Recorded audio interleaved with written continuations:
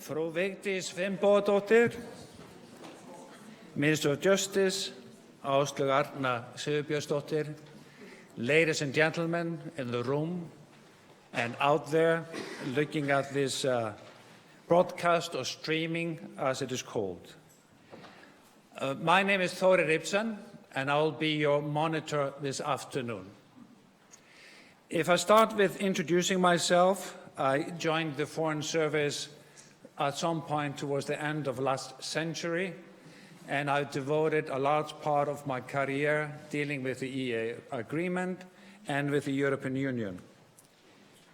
Currently, I represent Iceland on the Financial Mechanism Committee that oversees the administration of the EEA grants.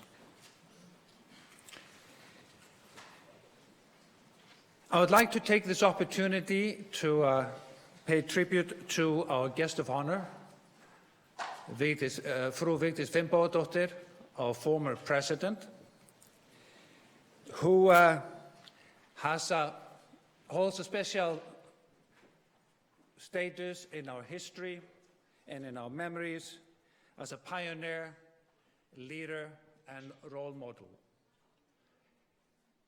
For my generation, and I think especially for men or males of my generation, she had a lasting influence. When she just about was moving into running for the position of President of Iceland, we were coming of age.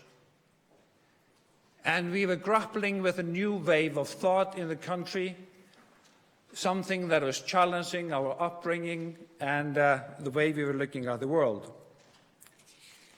This was, of course, the new wave of feminism, spearheaded by the red stockings that we heard about this morning up at Hellisheiði. Now, while we were fascinated and inspired by the streams and the thought of the movement, we were not always sure how we were supposed to relate to our sisters in those times, and we were not sure whether we were part of the movement. But Vigdís, as we know her and knew her then, she was crystal clear about this, and she made it quite clear that there could not be a gender equality with the participation of men in the movement. For that, we are forever grateful to you, and thank you very, very much for including us in the struggle. We are here, and I would like to welcome you to this house, Veröld, the house of Vigdís, which is an iconic testimony to the many accomplishments of our former president. For not only was she a leader in terms of being the first democratically elected president in the world, but she has devoted a large part of her working life and career in protecting the Icelandic language and indeed to honoring linguistic diversity. And that she's been did for years as UNESCO Goodwill Ambassador for Languages. Now, the title of this house, Veröld, meaning world in English, speaks to that openness and that inclusiveness that this building stands for, and is quite appropriate that we decided to host this conference here in this venue. Now, before we turn to the agenda of this meeting, I do want to put it a bit into a context this afternoon. We had a session this morning up at Hellisheiðarvirkjun, a symbolic place where we experienced the energy of a number of interesting projects led by Icelandic women, and they were presented to our visitors as an introduction to our task here at the conference. Today, we have been joined by the Icelandic participants on the way of preparing for tomorrow where we will actually looking at whether there are possibilities or building projects where we can cooperate. So the first part of the afternoon will be devoted to providing you with information about the EEA grant, how it works, and what partnership it has fostered over the past 25 years, or from the creation of the EEA agreement. Then we will end the afternoon session by 2 recent examples from the toolbox of Icelandic gender policy and gender development. The gender equality roadmap and the barbecue shop. And the barbecue shop, sorry, that was pretty good. But it should maybe have been called the barbecue shop, because the barber shop is devoted to engaging men to work for gender and work for women. And the thought was, men talk a lot in the barber shop, but in Iceland they talk over the barbecue, don't they? So maybe we'll change that. Now, with these words, I want to start on the agenda. And I have the honor of introducing the opening speaker of this afternoon session, our Minister of Justice, Áslaug Arna Sigurbjörnsdóttir. She became the Minister of Justice in 2019, and she was elected to the Parliament in 2016 for the Reykjavik Northern constituency, and she was the chairman of the Foreign Affairs Committee from 2017 to 2018. She's going to give us the opening statement for this afternoon session. Minister, please, your floor is yours.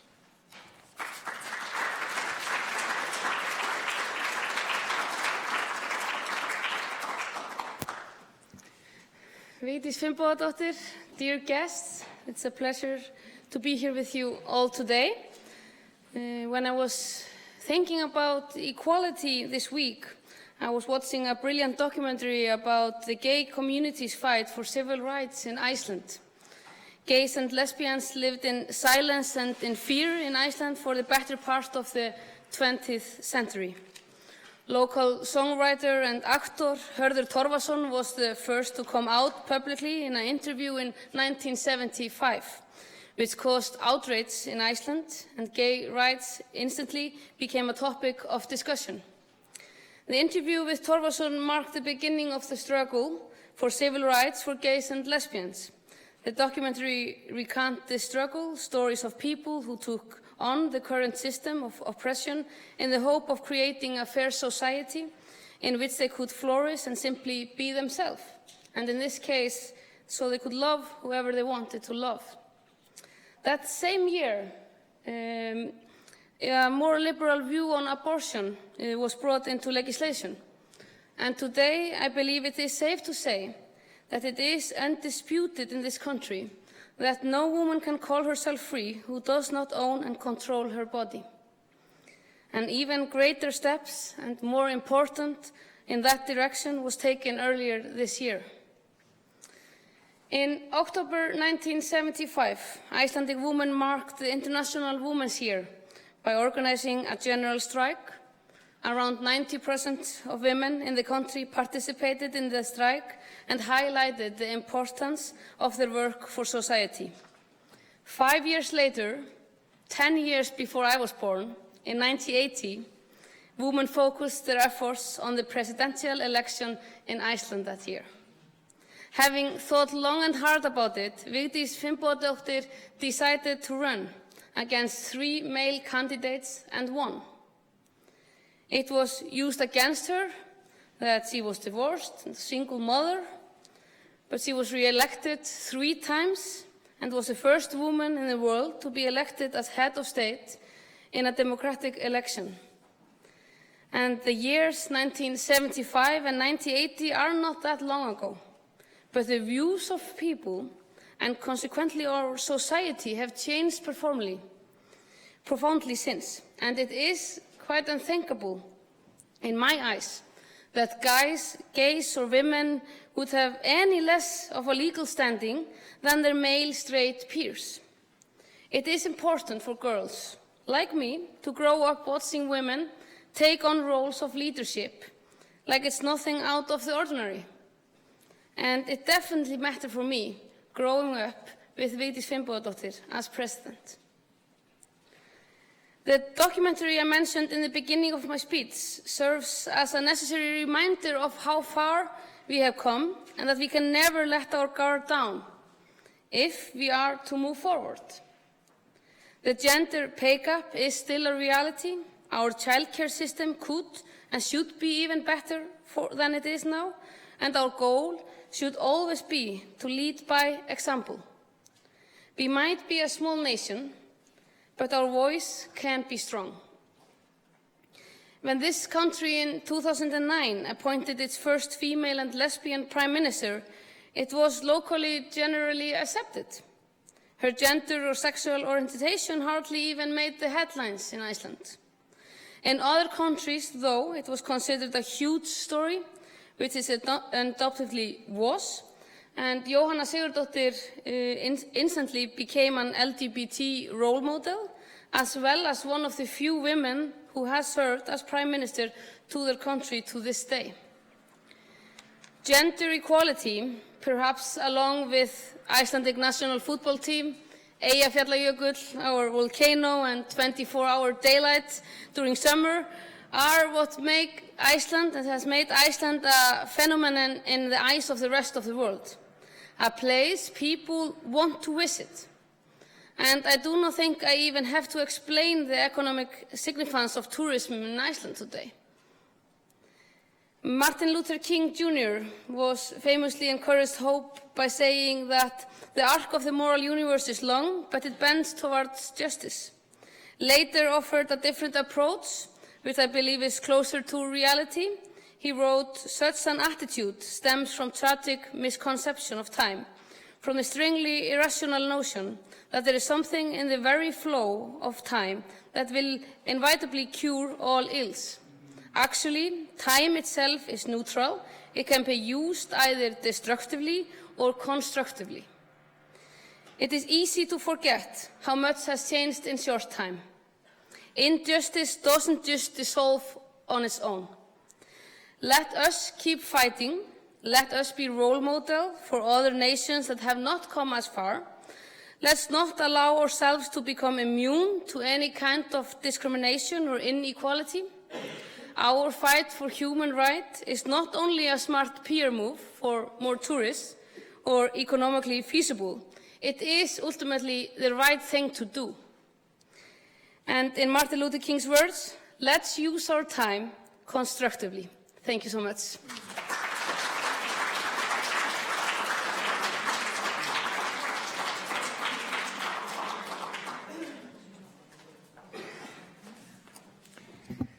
Thank you very much, Minister. Important words. Now we move to the part of the agenda where we will go over the functioning of the grants. And we got two speakers, Mr. Árni Páll Árnason, who is the Deputy Director of the grants in Brussels, and Ms. Susana Ramos, who is the National Focal Point of the Portugal National Focal Point Office in Lisbon. Árni Páll Árnason,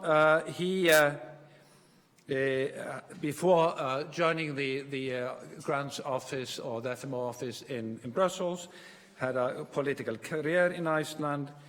He was the Minister of Social Affairs and Social Security from 2009 to 2010.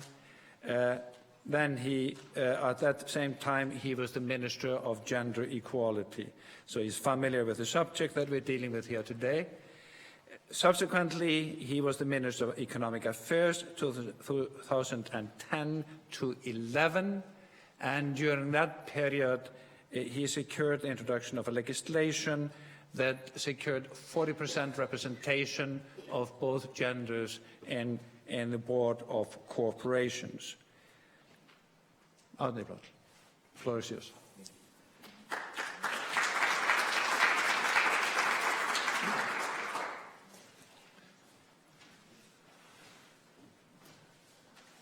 President Vigdís, Ms. Minister, all of you here. I'm very happy and honored to represent the FMO here today. We are very proud to have participated in facilitating this event and appreciate very much the dedication and the devotion shown to the issue of gender equality by the Icelandic authorities and the Norwegian authorities, the Portuguese NFP, by organizing this conference, thinking this through and making this happen. And I'm especially proud to come here and address you, taking encouragement from the good opening words of the Minister. It is, I think, a testament to the way Icelandic politics still work today, across parties and throughout time. We've had a steady improvement in everything concerning gender equality. And even though people have disputed some parts of some legislation at some point, we have never, ever had a rollback from achievements that have been reached. I think that says a lot about the cohesive effect of gender equality policies that we have been able to operate in this country. And it's, of course, an enormous pleasure and privilege to be able to address President Vigdís here today. She is still, as the previous speakers have said, a true guiding light for us all when it comes to gender equality. I would like to go a little bit through how the EEA and Norway grants work, the opportunities that this structure brings for projects regarding gender equality. The reason we have the EEA and Norway grants is Article 115 of the EEA agreement, which states that the contracting parties agree to the need to reduce the economic and social disparities between their regions, and to that effect they develop a Protocol 38, which governs structures that are built up to achieve this goal. And currently we have a Protocol 38C in place that reinforces the contribution of Iceland, Liechtenstein and Norway to the reduction of economic and social disparities in the European Economic Area, and importantly states another separate goal, which is strengthening of the relations with the beneficiary states. So the aim of this contribution that is made is not solely to reduce social and economic disparities, but also to enhance bilateral relations. And the interesting thing is therefore that what we are experiencing here today, discussion on gender policy and possibilities for cooperation across countries on gender issues, is in fact an area which helps us achieve both of these aims, both to reduce economic and social disparities, because everybody acknowledges that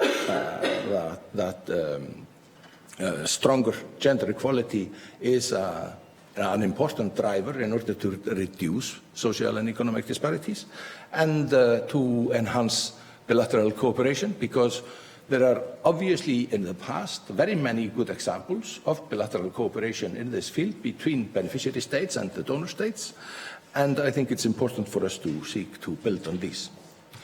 The money that has been allocated during this current financial mechanism is broken down through the beneficiary states in the manner shown here for the EEA grants and the Norway grants, and in total this amounts to 2.8 billion euros. The priority areas are 5 in the current mechanism, and they are here listed. It's important to keep in mind that gender equality is included under almost all of these fields, not directly targeted in the field of climate, environment and energy, but judging from the discussion this morning on women in energy, there is obviously a possibility for improvement there. I think it's important to keep in mind that while these priority areas have been set, most programs have been designed and agreed, there is considerable potential to utilize them to greater extent to cover projects that deal with gender equality issues.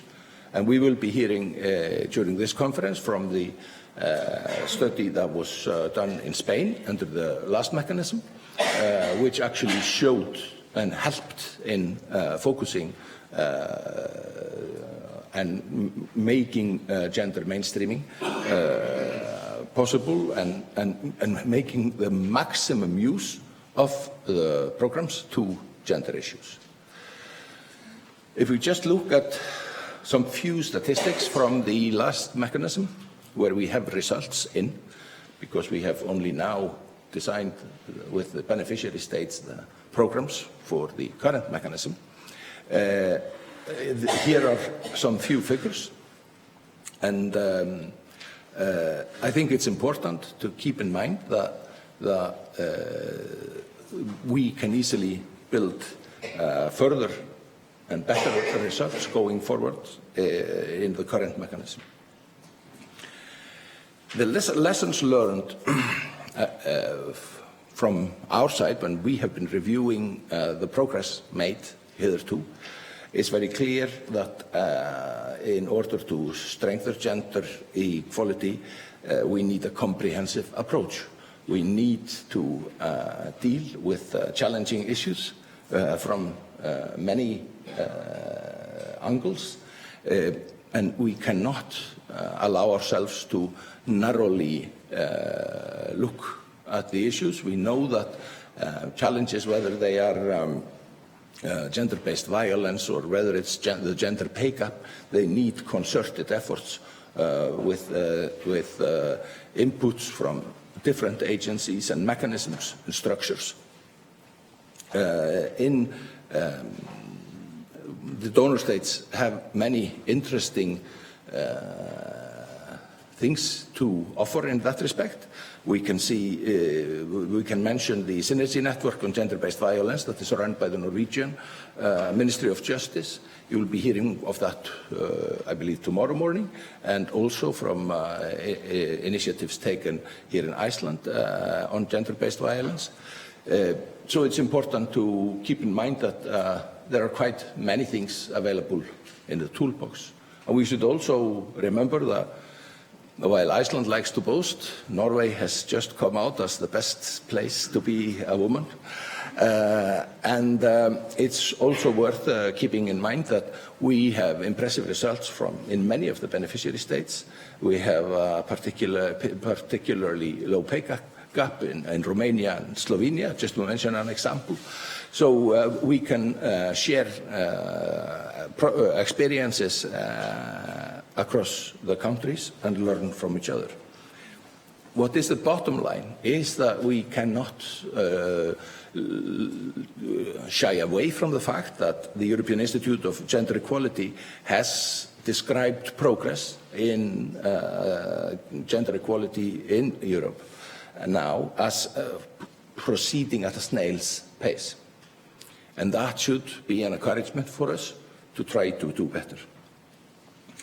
Here is an example of a few of the programs that have already been designed, where there are strong gender elements.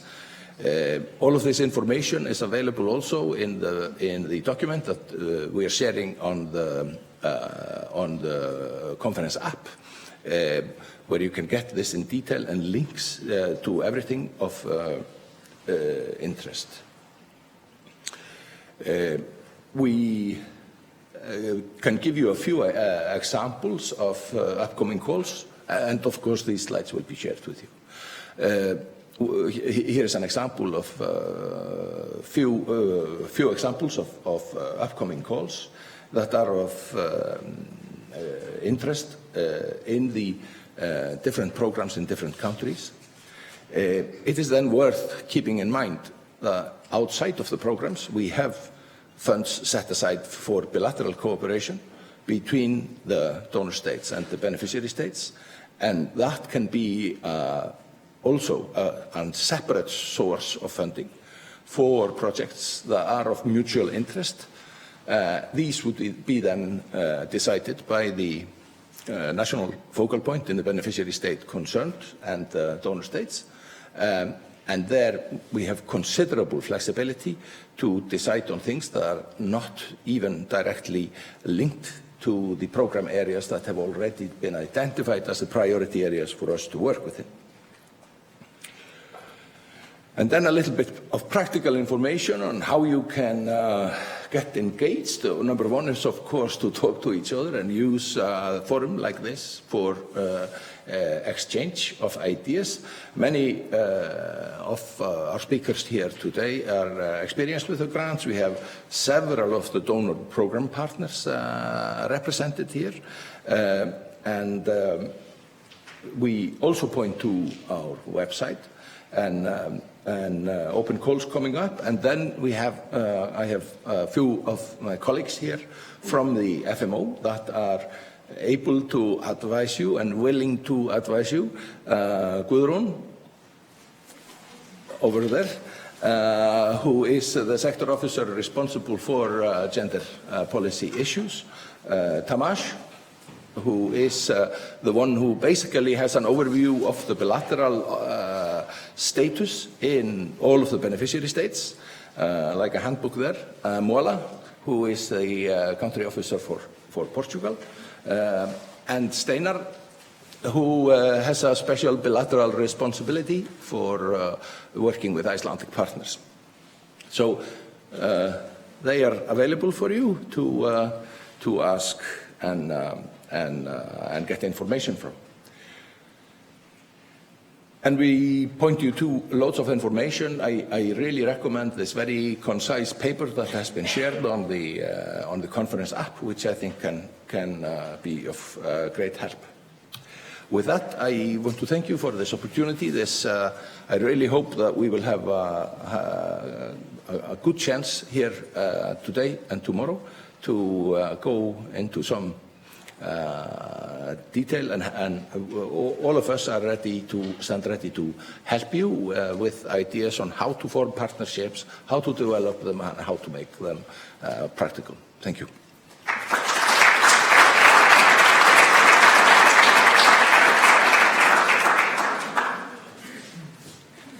Thank you very much, Árni Páll, for this introduction to the grants. I do encourage you to go to the app. And I believe I was supposed to push this thing, yeah. Too fast. Oh, you control it, that's good. I do encourage you to look at the document that has been prepared by the grants that you find on your app. It is quite informative, but also very concise, and has links to all the relevant detailed information that you would need should you be interested in applying or building partnership under the umbrella of the grants.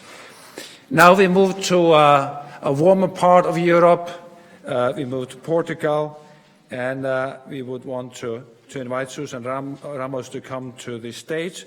Susan Ramos is the head of the national focal point of the grants in Lisbon. That means she is the chief administrator of the grants in that country. The funds that go to Portugal go through her hands and her office, and she has the dealing with that. Prior to that post, she was the director of Department for Social Rights from 2010 to 17, and the vice president of the Portuguese Youth Institute from 2007 to 2010. She has also been a city councillor and the National Commissioner for the Protection of Children and Youth at Risk. Please, the floor is yours.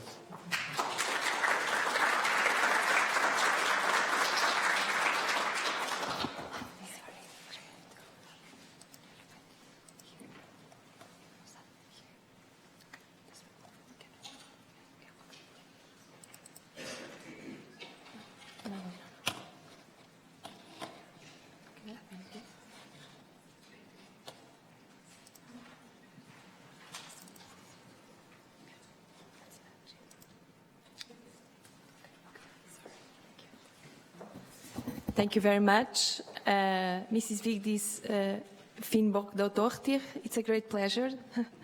Dear guests, my name is Susana Ramos. I'm the head of National Focal Point. It's a great pleasure for us for being here.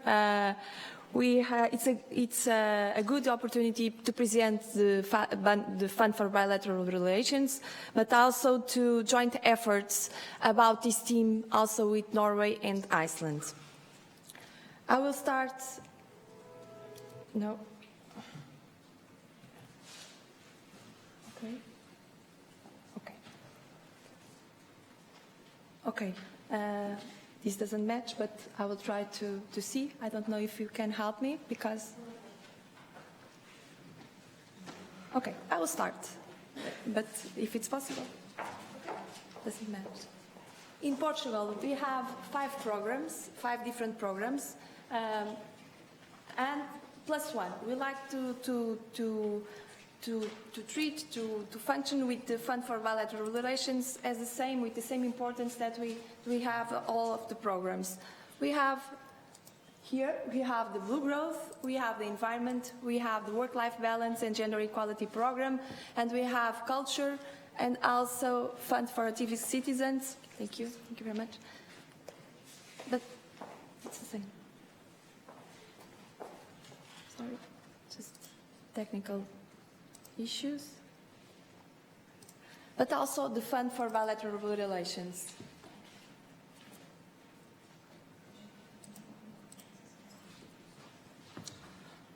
Let me do one thing. I'm very sorry. No problem.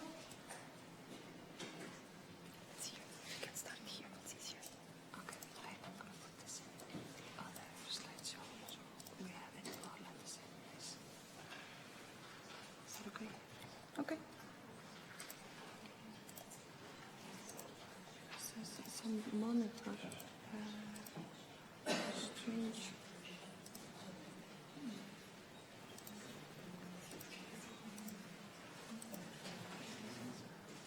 Yeah. I'm very sorry for this.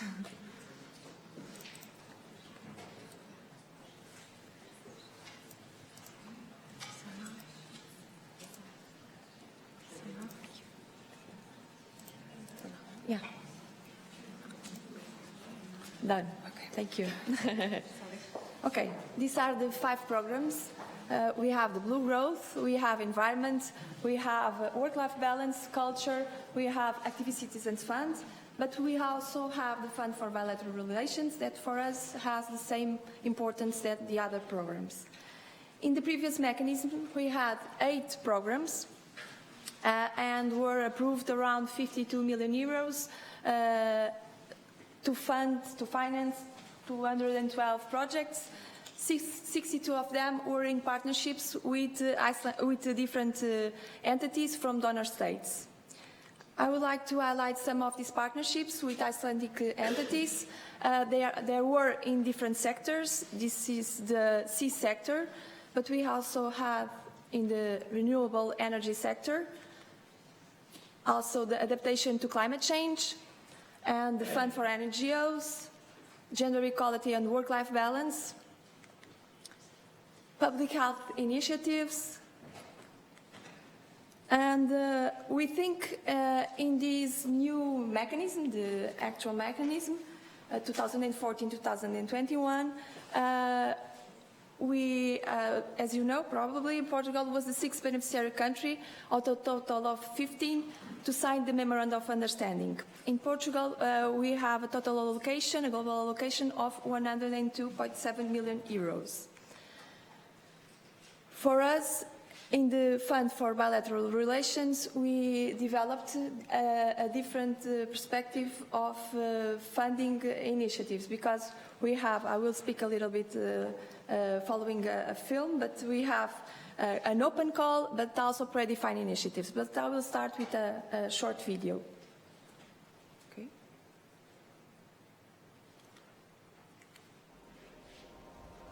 Strengthening relations between Portugal and Norway, Iceland and Liechtenstein through sustainable initiatives, funding for impact, creating lasting results. This is the Bilateral Fund, financed by the EEA grants.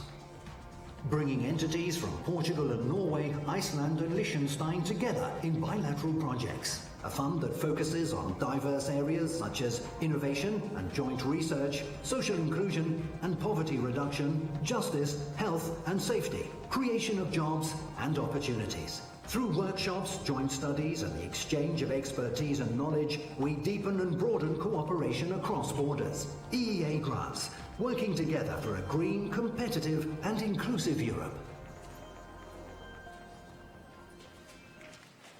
So, in Portugal, this fund has around 2 million euros and is managed by the NFP, but also in collaboration with the representatives of the donor states and also the Minister for Foreign Affairs of Portugal, and intend not only to reinforce the areas that already exist, the programs, but also to explore new areas of collaboration, of cooperation.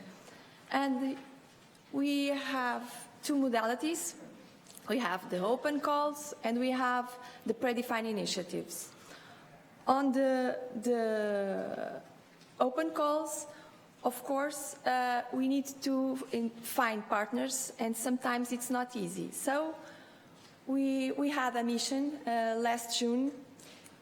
We went here with the program operators to find partners, to possible partnerships with different entities, because we received many requests from Portuguese entities to find different partners to build a partnership and to demonstrate and to show what is happening in Portugal in these several fields. Because in the scope of the programs, it's easier, but if we intend to support different areas beyond the programs, it's not so easy that we have in the program. So this mission had two main objectives. The first one was to present the FBR and also the programs funded by EA grants, funded by this mechanism, but also to meet with different entities, Icelandic entities, in order to find these initiatives. In the predefined initiatives, I want to highlight the initiatives that was positively appraised by the Joint Committee. We approved a business meeting with ICEP and Innovation Norway. We approved an initiative in children and youth at risk, in public health and mental health, but also this seminar. We have the pleasure to co-finance this seminar because for us it's very important, not only because Portugal is the only country that have the work-life balance area in the program scope in concrete, but also because it's very important to joint efforts to find more partnerships and also to share good practices, and we think this is the best place to do it. So, related to the business meeting, it was in November last year, and we had 50 pitching sessions, 9 entities were present there, and 2 from Iceland. It's important to highlight. More than 100 P2B meetings, 17 cooperation agreements, 107 and 6 reported possible cooperation in the future. And in a global perspective, in a global assessment, it was very important and very fruitful meeting, and we are organizing a next step of this meeting for perhaps next year. And Children and Youth at Risk, it's an initiative with Oslo City, and in concrete with Oslo Child and the Family Agency. And the intention is to create new tools related to this team. It's not an easy team, and we think it's a very promising initiative. We had already a seminar and meetings, bilateral meetings to develop these kind of tools, and also this conference. For us, as I said before, it's very important. It's very important to develop this kind of collaboration in this sector. And of course, the main objective is to bring together agents of change in this area. On the open call scope, because as I said before, through the Fund for Bilateral Relations, we have two modalities of financing. The first one is the predefined initiatives, but it's also open call. We have an open call that we opened this year in January. It will be until December 2020, next year. We have decision periods every 4 months. The next, it will be on 10 January. This call has a total amount of 600,000 euros. And for the initiatives, there is a minimum and a maximum amount. The maximum is 15,000 and the minimum is 5,000 euros. And the maximum financing is 90%. Who can apply? All entities, any public or private entities, commercial or non-profit entity, including NGOs, legally established in Portugal. It's a mandatory partnership with a partner from one or more, of course, of the donor state entities, of the donor state countries, and natural persons are not eligible. Some results, an overview of the results of this open call. In the first cutoff date, it was in 17 May this year, of course, we received 26 applications and the amount requests was very interesting, and there were approved 11. In this second cutoff date, but it was a different number of applications, but I think it was related with the holidays, and we received 10 applications, and the amount requested were 116,000 euros, around that, and we are still in the process of appraisal. And the next cutoff date is going to be in 10 January, as I said before, next year, naturally. Which areas can be submitted to the Fund for Bilateral Relations, or can be financed through the Fund for Bilateral Relations? All of the areas. These are only examples.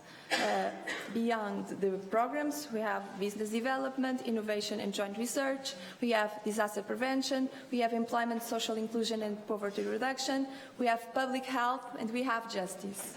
And some examples related with activities that can be supported: matchmaking events, technical cooperation and exchange, internships, short-term training and intensive courses, campaigns, exhibitions and advertising material, studies and publications, study trips, workshops and seminars.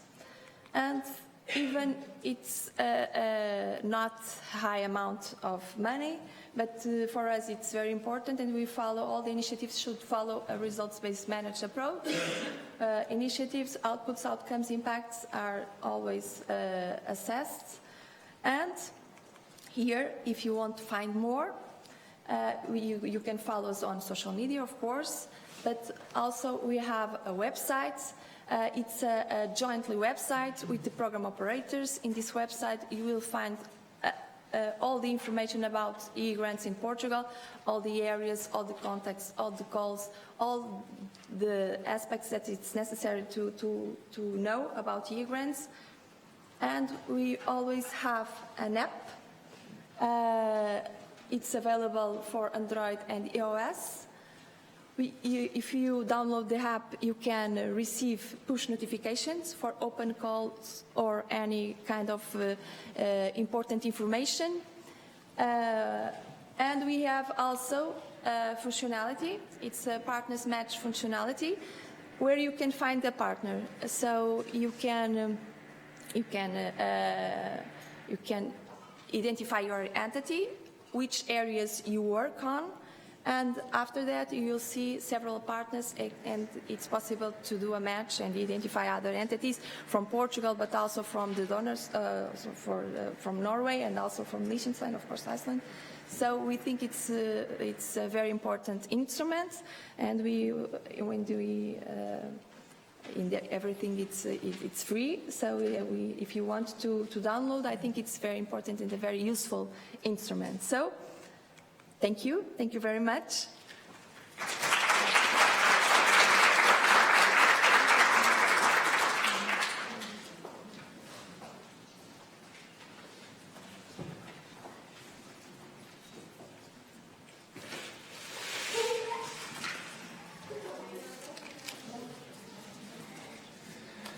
Thank you very much for that illustrative example of good cooperation on the basis of the EA grants. And at this point, I've been reminded to press the button.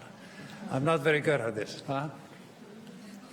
I do want to remind you of the importance that this is a collaborative effort. This conference is a collaboration between the Icelandic Foreign Ministry, the Norwegian Foreign Ministry, the Portuguese National Focal Point, and of course the Office of the EA's grant in Brussels. And to underscore that the importance of partnership and cooperation in the EA grants, we are having here now a panel to discuss best practices from the EA grants and lessons learned. And we're going to ask Carlos Duarte to come up and be the moderator of that session. Carlos Duarte is from Portugal and is Vice President of the Commission for the Citizenship and Gender Equality. Please. He was the head of the Sectoral Policy Division for the General Directorate European Affairs at the Ministry of Foreign Affairs. Now we have four panelists. Dr. Thomas Brorsen-Smith could join us for the panel. Mr. Thomas Brorsen-Smith is a project manager at the Gender Equality Studies and Training Program at the University of Iceland, what's called, runs under the number guest. Tryggvi Hallgrímsson is joining us for the panel. He is a sociologist and a specialist advisor at the Directorate for Equality in Iceland. Lena Nielsen is a senior advisor from the Norwegian Ministry of Justice and Public Security. She works with gender-based violence within the framework of the EEA and Norway grants. And lastly but not the least, Begonia Suarez. She is the Deputy Director General for Entrepreneurship and Equality in Enterprises in the Institute of Women's Institute in Spain.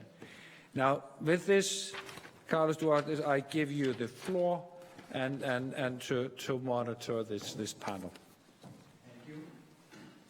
Good afternoon, everyone. It's a great honor for me, on behalf of the Commission for Citizenship and Gender Equality, to be here. And before saying a few words and before giving the floor to the panelists, I would like, of course, to thank our hosts, our Icelandic hosts, ambassador, for this hospitality, also for the visit this morning to the geothermal power plant and the overview, the excellent overview that we had about the fundamental milestones in Iceland on its situation on gender equality. Iceland has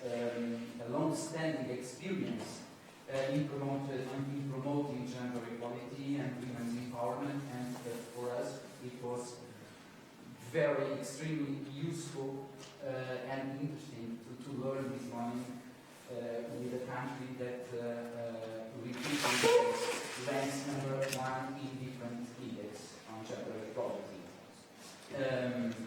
Dear guests, as I said, I'm representing here the Commission for Citizenship and Gender Equality. The Commission for Citizenship and Gender Equality is a national equality body responsible for the implementation of public policies on promoting gender equality, fighting against discrimination on the grounds of sex, fighting and preventing gender-based violence and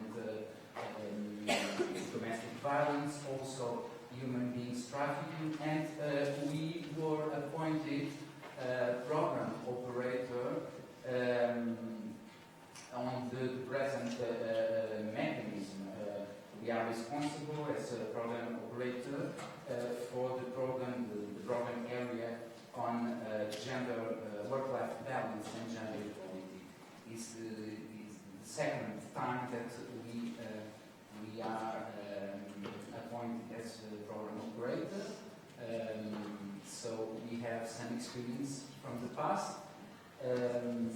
We have, there's something that I would like to raise, first of all, since we are having here this conference and this meeting on to strengthen bilateral relations between our countries, not only at the political level, but also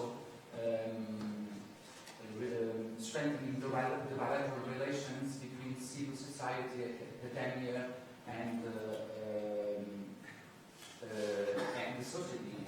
society in general. That's something that I would like to raise, and that's a lesson that we learned from the previous program. For the first time, we have a DPP, a donor partner program, which is the Norwegian Equality and Anti-Discrimination Ombudsman, which was very helpful and useful to define, to prepare the new program area that we are starting now. This program area, the new program area, has 3 main topics, let's say. Work-life balance, good governance and accountable institutions and transparency, and domestic and gender-based violence. This is actually a new topic, a new program, a new area that was added to the previous ones. We have 4 predefined projects, 5 open calls and 2 small grant schemes. And another improvement that I would like to raise comparing to the past is that now all the predefined projects have a donor partner program, the DPT.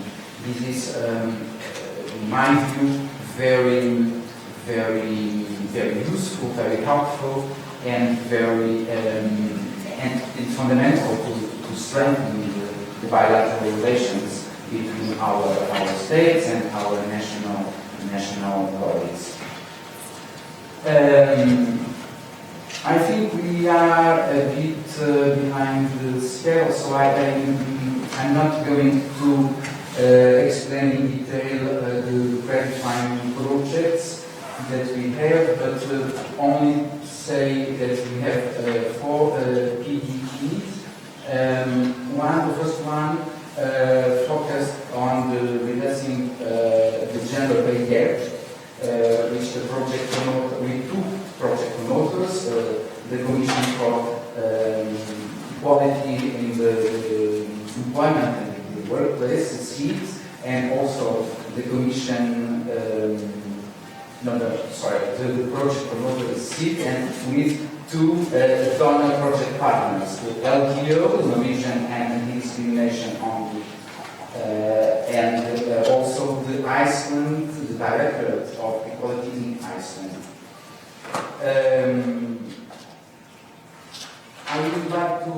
to mention the second PGP focused on gender mainstreaming in educational and vocational training, also with the donor project partners related.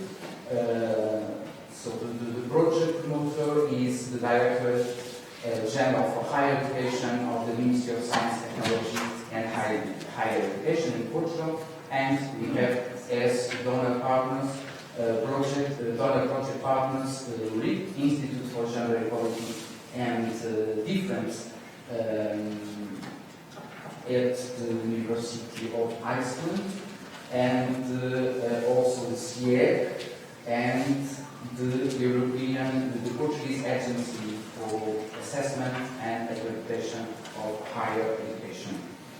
The third PGP is focused on the development of a comprehensive system of gender statistics.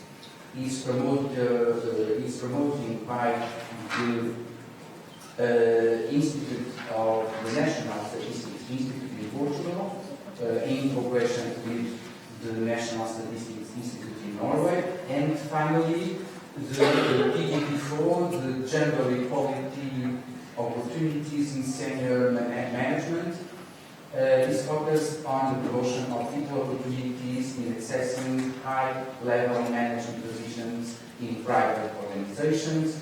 Is promoted by the SIC Confederation of Portuguese Business and has as donor project partner the LBO, Norwegian Equality and Discrimination Ombudsman. We have also, for the time being, 112 applications for the tools and small grant schemes, and our recommendation is that all of them should have a project partner.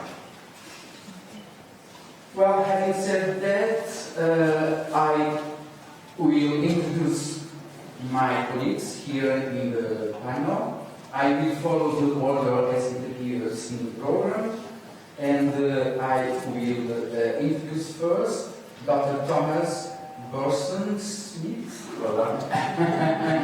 from the, I already mentioned, the RIC, Institute for Gender Equality and Difference of the University of Iceland.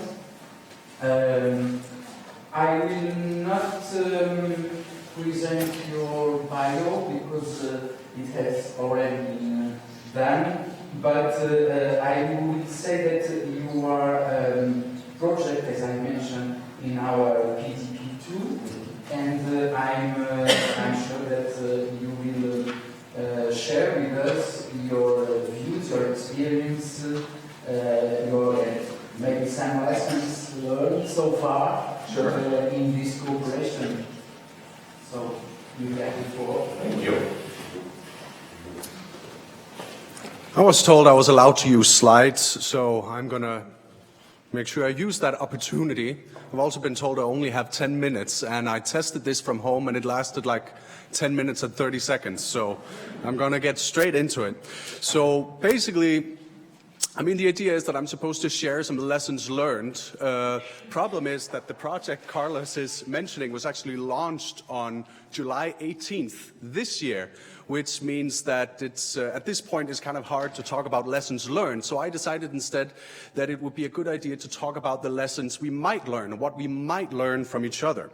So in this, I'd like to talk about a specific collaboration between Iceland and Portugal on the topic of gender equality in higher education institutions. This is part of the work-life balance program under the EEA and Norway grants. And it's a predefined project that is quite simply called gender equality in higher education institutions. It is led by CIEC, the Interdisciplinary Center for Gender Studies at the University of Lisbon, and in collaboration with RIC, the Institute for Gender Equality and Difference at the University of Iceland. The project aims to understand why, although there are more and more female students, teachers, and researchers in higher education, there is still very poor female representation in the leadership leadership of research centers and in higher education in general. So for collaboration with Portugal on this particular issue, Iceland and the Nordic region really offers a globally interesting and indeed unique context for research and policy analysis.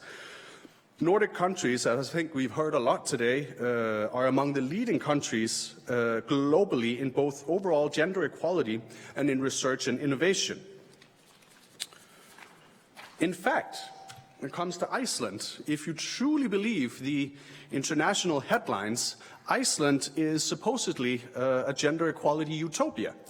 At least the fact that Iceland continually ranks #1 in the world on the Gender Equality Index is really, as the Honourable Minister for Justice mentioned, a sort of source of national pride for a lot of Icelanders.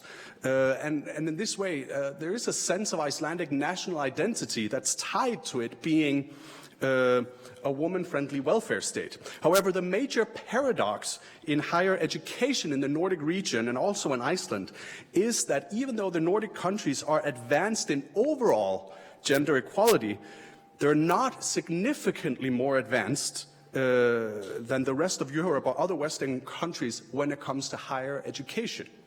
Okay, so in this very short presentation, I am going to try and give you an idea of the state of gender equality in higher education, more specifically actually in the very university we're in right now. And in doing so, I hope to show the importance of this kind of comparative research collaboration that is now taking place between Portugal and Iceland under the EEA Norway grants. So the University of Iceland is Iceland's national university. And so for our purposes today, this university serves as a good representation, I think, of the situation in Iceland. According to the University of Iceland's stated goals, the University of Iceland always wants to be at the forefront of equality, and it sees gender equality as a guiding principle of the university's work. And this is mirrored in a range of different policy documents at the University of Iceland: equal rights policies, human resources policies, family-friendly and work-life balance policies.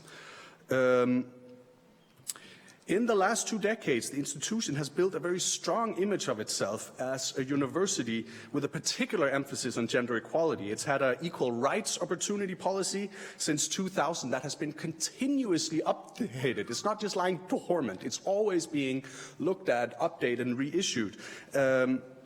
And the latest Gender Equality Action Plan is from 2018, and it details a lot of concrete actions for achieving gender equality that unfortunately I won't have time to go into now. The point is that in spite of all of these continuous efforts, however, the gendered numbers remain quite askew. As a recent article in the Washington Post pointed out, the trend in higher education to women outnumbering men. In that trend, Iceland is a global leader, with women outnumbering men 2-1. Now, some people, both in Iceland and internationally, have decried what they see as a male disadvantage in Icelandic universities because of the low participation rate of men. This, however, proves itself to be a very controversial statement in a country where men actually still earn more money than women do. Because the fact is that Iceland still offers up plenty of stereotypically male work opportunities that are highly paid and do not require high levels of education. So men in Iceland can earn more on a fishing boat than women can in traditionally female-dominated areas such as nursing, caring, or teaching. So one explanation for these high numbers of women students especially is that they gravitate toward universities to boost their earning prospects. Men simply don't really have to. So when it comes to academic academic participation overall, not professional participation, academic participation, women clearly outnumber men. Interestingly, however, this is not mirrored in the number of women to take up high-ranking academic positions, that is, professionally, in universities. And even though things are slowly improving, the general trend, both in Iceland and the rest of Western Europe, is still that the higher up the academic ladder we go, the fewer women we find. While several explanations have been offered as to why these inequalities persist, in spite of otherwise very well-formulated policies, more recent Icelandic research suggests that a gender bias may also have to do with the influence of international political developments. So national higher education systems and institutions are increasingly judged by where they stand in global terms, making the ranking systems of universities of central importance, you know, Times Higher Education, Top 100 and all that. In practical terms, this has meant that a lot of universities, including in Iceland, have had to introduce new public management or new managerialist strategies in higher education, where the emphasis is sort of a market-oriented output, and some would say at the cost of universities being institutions of public interest. And this development towards the employment of new managerial techniques has also taken place in Iceland, where government funding for universities is now directly tied to research output. So, on one hand, Icelandic higher education institutions favor gender equality through its policies, underlying the importance of parity, equity, and diversity, and the dismantling of prejudice and so on. Yet on the other hand, its policies and managerial practice emphasize this efficient sort of academic market with high levels of knowledge production where each academic is responsible for themselves. And as some research has shown, these two sort of things tend to not really speak together. For Icelandic women specifically, these political developments have meant higher levels of work precarity in the university, as well as very pronounced work-life balance issues. So if we take just one example of sort of the disparity between new managerialist strategies at the universities, sort of this marketization of academia on one hand and the university's commitment to gender equality on the other. If we take the University of Iceland's policies that relate to work-life balance, you can go in there and you can see that the university endeavors to provide the conditions employees need to coordinate their professional and familial obligations. They shall be offered the chance of temporary time commitment reductions if your family demands it. This shall not affect your professional development. Employees shall be offered flexible working hours, and the university encourages fathers specifically to make use of these arrangements. So, in this way, the official policy of the University of Iceland largely mirrors both national policy sentiments as well as the policies of higher education institutions in Iceland overall. However, as recent research has suggested, the ideologies of market efficiency and knowledge output in academia effectively prevents these principles from ever adequately reflecting reality. And just to, oops, that's the same slide, it's weird.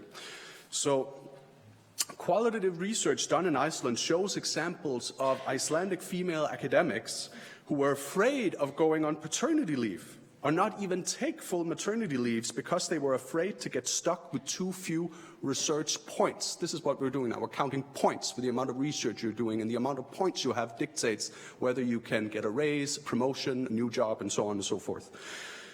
These are the points they need to claim higher salaries and all of the before mentioned. There were examples of women who were constantly felt guilty, both for not working enough, but also for not spending enough time with their families. Sort of this very double bind.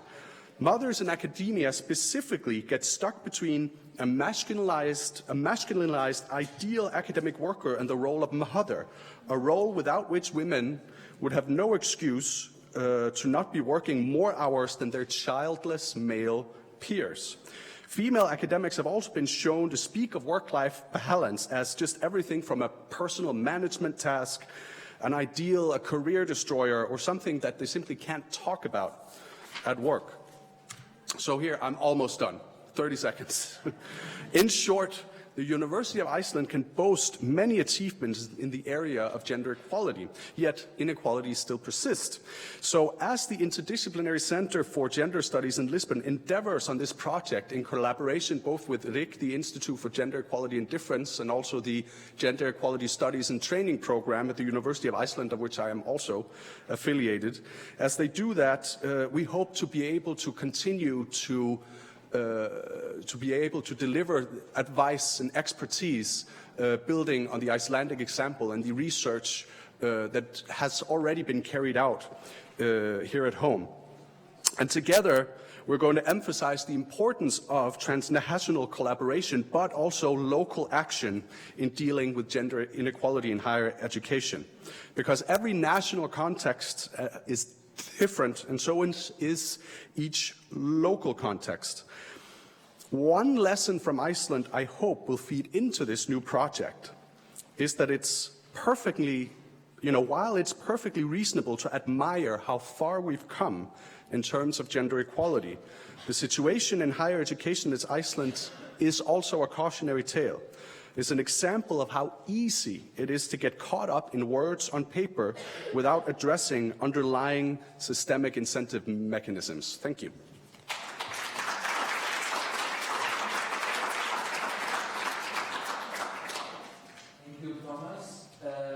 Now I will give the floor to Trygvi Grimsson.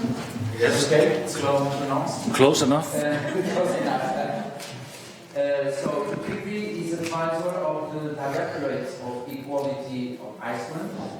The Directorate of Equality is partner is DPP as well as the LPO in one of our predefined projects. Equality platform and standards,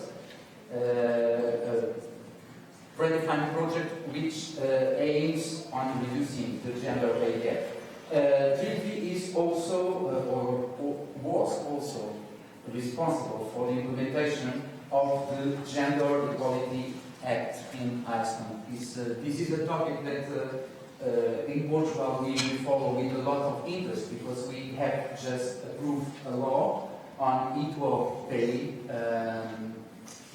This law includes the possibility of applying fines to companies which pay different salaries to men and women for the same work. So you will follow us. Yes. Your presentation. Yeah. I will give you a short introduction into this program he mentioned, which is a collaboration with CITE, which is the Commission for Equality in Labour and Employment. The Directorate for Gender Equality is, as said, responsible for administering and implementing the Gender Equality Act. And recently we had a new revision of the provision on equal pay, introducing the equal pay standard as an obligation for companies with 25 employees and more. No doubt this has caught a lot of attention, and is this feedback okay? Should I stay a little? Yeah. This has caught a lot of attention, and we are, as the Directorate, only moderately responsible for implementing this provision. It has been the idea that the social partners shall follow it closely. They, however, have not been doing so effectively in the last year or last 2 years. It has been in effect, so we do follow closely. We had our first workshop for the project this week on Tuesday and Wednesday, and it was interesting. And I will make this basically my point here today. I came to this workshop with a little bit of arrogance trying to teach the Portuguese partners about gender equality in Iceland. And this is not uncommon for Icelanders within the field of gender equality. We are here to teach and you are here to listen. And I suggest we take this up as a special issue. We've been heading the World Economic Forum's Gender Gap Index for 10 years. It has helped with promoting the discussion on gender equality in Iceland greatly, but it has a lot of disadvantages as well because we overlook the factors we are doing least well on, which is the labor market. We have a typically quite conservative male-oriented management culture as in other countries. And it's worth noting that this legislation we are working under is revised in 2008. That means that in the years before 2008, it was being revised. And the culture in Iceland in those years is one not particularly fond of the idea that a special organization shall have a lot of powers to intercept companies. But anyway, we did, and there was an agreement with the social partners, and the Icelandic Standard is an organization involved in developing standards in Iceland, sat down with a group of many people in a technical committee, and all the work was supposed to be done in 1 year. Turns out it took a lot of time. It was published in 2012. And the first company to be certified by an accredited auditor for implementing a gender pay standard within its organizational structure was done so in 2018 proper. It was done in 2015 with a variation of implementation, but in 2018, so it took 10 years. That's a decade, if you don't know. And this is what I basically hope will be a little bit of the outcome of our Portuguese, Norwegian and Icelandic project, is an admission to the complexities of doing this work and an appreciation of how very politically charged the issue of gender pay is. My former director is sitting in this group today, Kristín Ásgeirsdóttir, and I remember before I came to the then Center for Gender Equality, now Directorate for Gender Equality, I had been working on pay surveys for the University of Akureyri as a researcher. And we had this company, it had a huge bulk of staff, more than 500 employees. And we'd run these analyses and we'd found the pay gap and we'd also found the reasons for the pay gap. And they were found in a number of men that were able to negotiate their own pay outside the structures already in place. And I told, you may not remember this, but correct me if I'm misleading the conversation a little bit. I told Kristín, we know what to do, we can just fix this. It's in the Excel spreadsheet. Find these men, lower their wages. And Kristín, she did know that I had taken a little bit of gender studies in university. She looked at me and said, Tryggvi, it is a little more complex than this. And sure enough, I found, when presenting the results to the company, they thanked me and our group, thank you for presenting the results, thank you for explaining why we have this gender pay gap. Now let us pay you and be on your way. So a decade later, we have the equal pay standard in place. We are optimistic, but we are also a little bit skeptical. We do not have a good history of letting the public and private market do this themselves. So we will be watching closely, and now we will be watching closely in cooperation with Portugal and Norway. Thank you.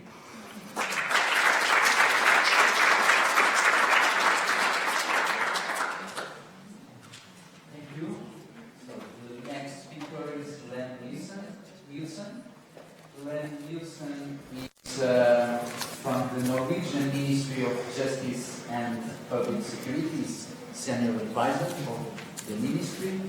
And Len will share with us the experience on the EA grants and Norway grants synergy network that is gender-based and domestic violence.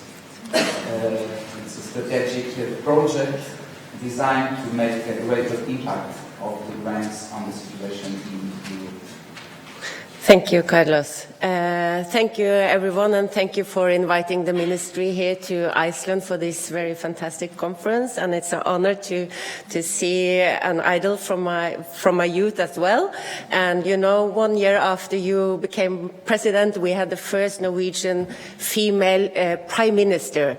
So I'm sure that growing up in an area where women could have the head positions, were breaking the traditional expectations of what men and women and boys and girls could do or not do. So the impact of having political female leaders is maybe not possible to say high enough that will change our society. So thank you for that. And also thank you for all the organizers for inviting us because the Norwegian Ministry of Justice and Public Security is paying high attention to one of the topics which is very related to gender equality. It's gender-based and domestic violence. And I will show you some pictures. This is actually, some of you are here. It all started up there in the corner. You can see Carlos and Teresa and the State Secretary of the National Agency for Equality Between Women and Men in Romania. Just go a little bit back, on the 8th of March in 2018, well, I think I will come back to this picture because I have to explain you the road, because this is the annual report of the network. So I will come back to it, but you will recognize some of the people here, and I will tell you more in a few minutes. Our ministry, as the government, also prioritize these issues and to be a part of the EA and Norway Grants Cooperation. And we are cooperating with Bulgaria, Romania, Poland and Lithuania. And we are a lot of donor program partners in the big and comprehensive justice programs in this and home affair programs in these countries. But our ministry has chosen to promote the work against gender-based and domestic violence, because this is an issue that affects all the institutions in the justice chain. So what we are doing is that we are kind of programming for preventing and combating gender-based and domestic violence, and we are see how can the cooperation between the police, the court administration, the prosecutors, and the probation also take into account the needs and rights of victims of gender-based violence, which is very often women. Okay. But it's not only in this sector it's important to work. And as you saw also from the FMO previously, there are other areas within the grants that addresses gender-based violence, because this is really a big public health issue. The consequences for the women that are involved is huge. And as for us coming from the justice sector, it's a big crime challenge, because many of the women will not report to the police what is happening with them. And we know now that the violence is also caused by gender inequality. And we know that it costs a lot for our society not to prevent the violence. So there is a really huge incentive to do more prevention. And also, the main aim of the EA and Norway grant is to reduce social and economic disparities. And you can even, gender equality is really needed for doing that.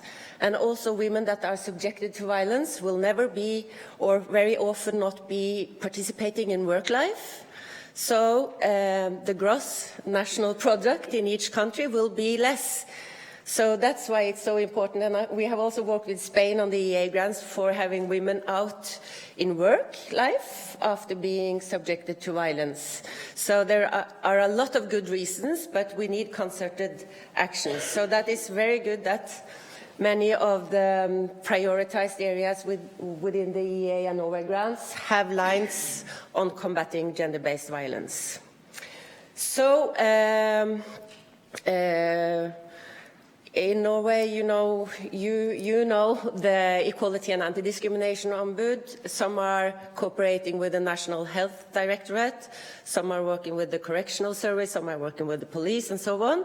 And we all found out that we wanted to invite the POs to Norway, the program operators and other stakeholders, to see whether we could have a greater impact together. And so that we arranged a meeting on 8th of March in 2018. Then we had a Nordic conference on the implementation of the Istanbul Convention, the Council of Europe Convention to Prevent and Combat Violence Against Women and Domestic Violence. And we all agreed that we would form this network.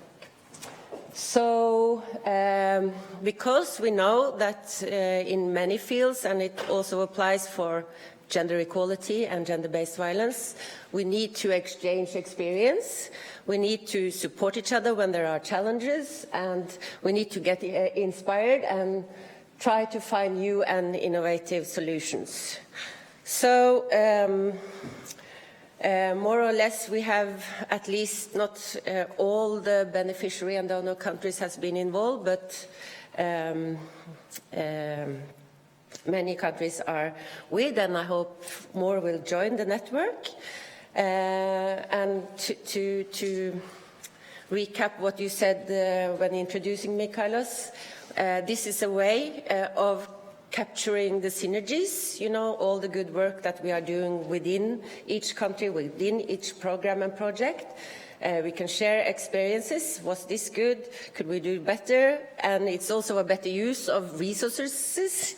Instead of having one conference in one country, all coming there, and you have the same conference 2 months later, now we try to create synergies, to use the resources better. And this, of course, we hope will build sustainability into activities at program level. So the knowledge and the capacity and the commitment that these synergy network meetings and conference gives will make us better program implementators. And also, of course, very important, it's very good fora for strengthening bilateral relations and also lower the threshold for getting partnerships between Norway and beneficiary Iceland and beneficiaries. And we are using this Istanbul Convention as a platform for cooperation. Those of you who are attending the session tomorrow on combating sexual and gender-based violence will know more about the platform. But in the big picture, it says that you need to have policies in every sector, and that they will go together in order that the violence gets prevented, that the victims get protection they need, and that the prosecutors are being held accountable for their actions. Okay, so let me go back just to show you This picture is from, this is a high-level conference under the Romanian presidency to the EU this spring in June. And we have the PO from Romania here that also were very helpful in organizing. And this was maybe one of the biggest things that we have done together. But I will go back anyway to the first pictures, because it all started up in Lisbon on that side of the picture with Sig and Arnes, which is the Romanian partner, and we all found out that we had common interest in doing this big event. So we had already one event in November 2018 on the need of coordinated responses to victims of violence in Romania, and then we had the second meeting now, at the high level that I show you the family photo of. And of course, you know, Icelandic experts is involved. Maybe some of you recognize the police commissioner that also will participate tomorrow, Sigridur. And you can also see Gudrun Jonsdottir down there. She's from Icelandic shelter, or the Stigamot is name. And we have been doing a lot of outreach also that other EU institutions and international organizations knows about the EEA and Norway grants efforts to combat and prevent violence. So we have been talking with Directorate General Justice. This, you know, not as an EU member, it's difficult with all these EU institutions. We have met the European Women's Lobby. We are cooperating with the Council of Europe, which is experts, of course, on the convention. And we are also proud that, as many of you also can see there, Norway have the first Rachel Ipen-Paul, which is from the Equality and Anti-Discrimination Ombud in Norway, is the first Grevio member, the monitoring body of the Istanbul Convention for Norway. And also we had cooperation with Grevio on the side. So we are making studies because knowledge is important for further policy making. And we are absolutely sure that it's a great match between all the beneficiary and donor states, and that the EEA grants is a fantastic opportunity for us to move the agenda forward for a Europe which is safer for women and girls all over our countries. Thank you.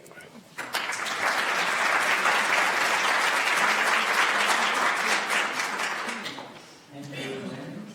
Let's move to the last speaker. Begoña Suarez, Deputy Director General of the Instituto de la Mujer para la Igualdad de Oportunidades de España.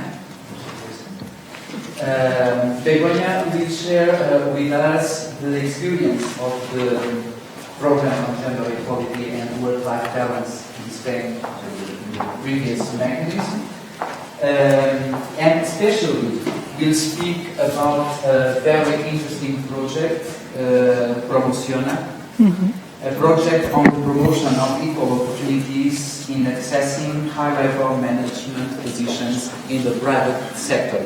This is a very interesting project which inspired one of our predefined projects, number 4, the gender equality opportunities in senior management, which will be carried out by SIC, Confederation, the Portuguese Confederation of Business. Okay. Good afternoon. Thank you very much. First of all, I would like to thank the organization for inviting the Spanish Women's Institute to participate in this conference. We were program operator in one of in the last period of the EEA grants, and we promote a program related with gender equality and work-life balance. The main goal of our program was to develop projects to promote effective gender equality between women and men, mainly in the labor market. As well, one of the important objectives of the program was to combat gender violence as the worst force of discrimination and the extreme consequences of gender inequality. We want to also to facilitate and strengthen bilateral relations between Norway and Spain.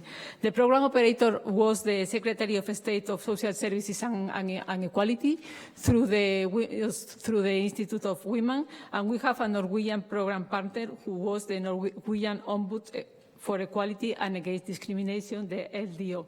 The total amount of our program was almost 12 million, from which Spain contributed with 1.8 million. The program has been developed through a comprehensive strategy, according to the requirements of the regulation at that period, and the program focused on the following areas: improving the share of household and care responsibilities between women and men, improving gender balance in company boards and in top positions, mainstream gender issues into policies and practices, promote female entrepreneurship, and promoting the inclusion of vulnerable groups into the labor market and reducing the gender pay gap. At the end of the program, 70 projects were successfully implemented. 61% have been promoted for NGOs, 10% have been promoted for municipalities, 9% by social partners as trade unions and employees organizations, and 5% have been promoted for autonomous communities and universities. The program, the Memorandum of Understanding, was signed in 2011, and from the most signature until the approval of the program, we had to wait 2 years. What were the main challenges we had to address? The program operator and the national focal point had to face a new and complex regulation of the financial mechanism of the EEA grants. Making the program proposal was difficult for us because we were not familiar with the requirement approach. We were in this time in a very deep economic crisis in Spain, so we have very strict controls and we have very important budgetary constraints. The national focal point was the Ministry of Finance, and we have all the time the ministry behind us controlling and checking our program.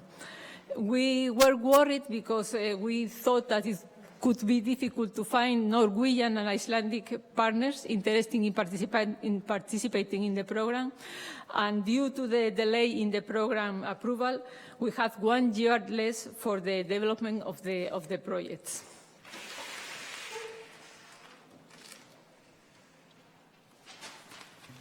I'm going to turn your attention through the bilateral relations.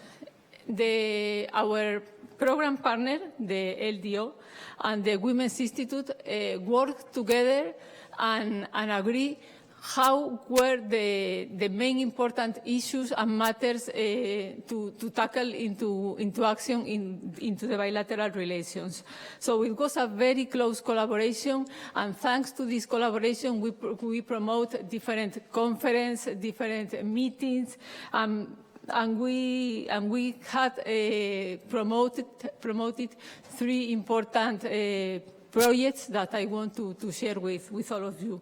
One of them was to mainstream gender equality in all the programs under the memorandum.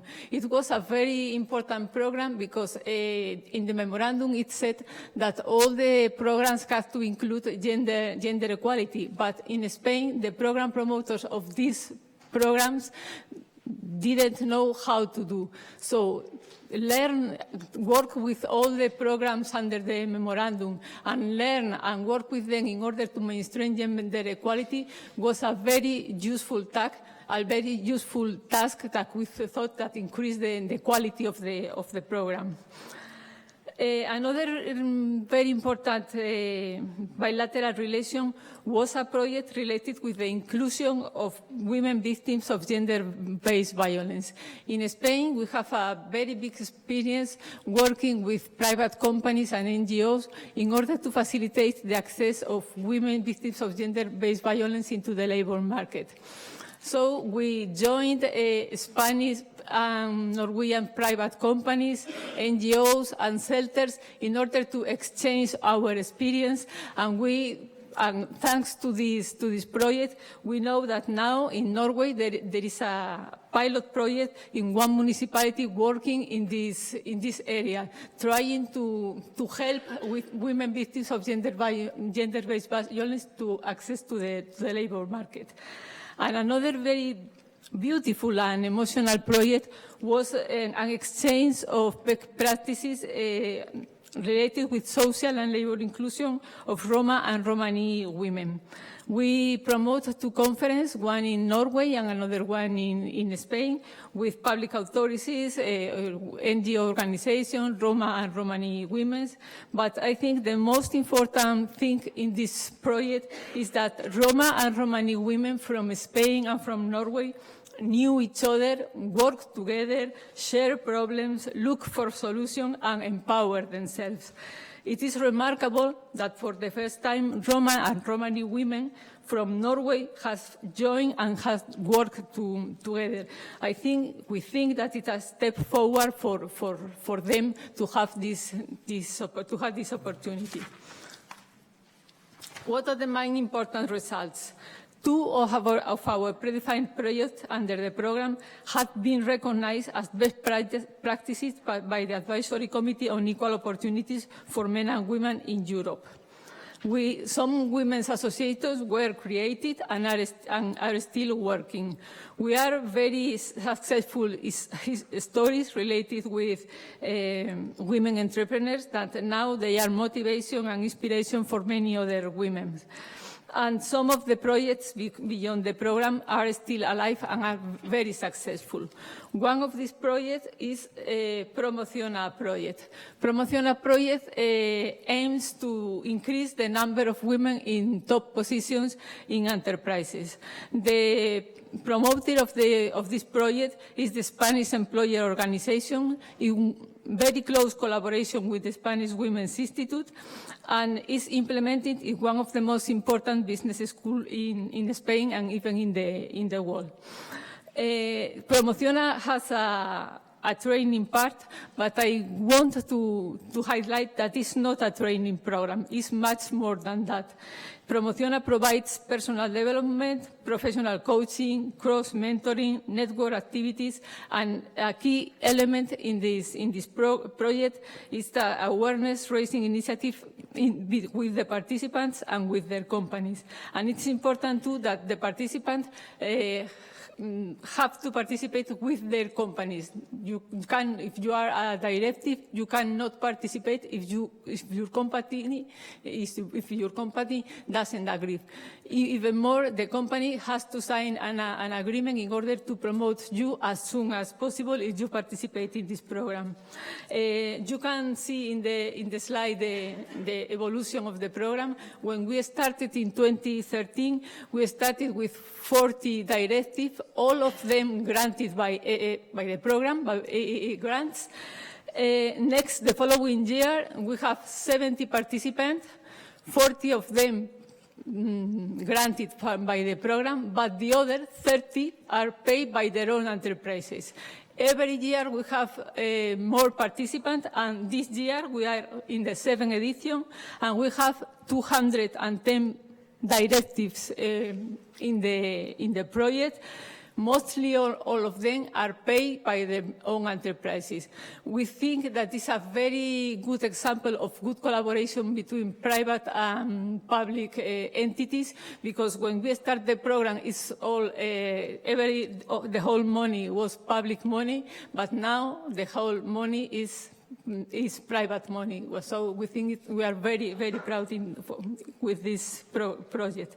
And this project has already been launched in other countries like Chile, and I know that it's now developing in Portugal.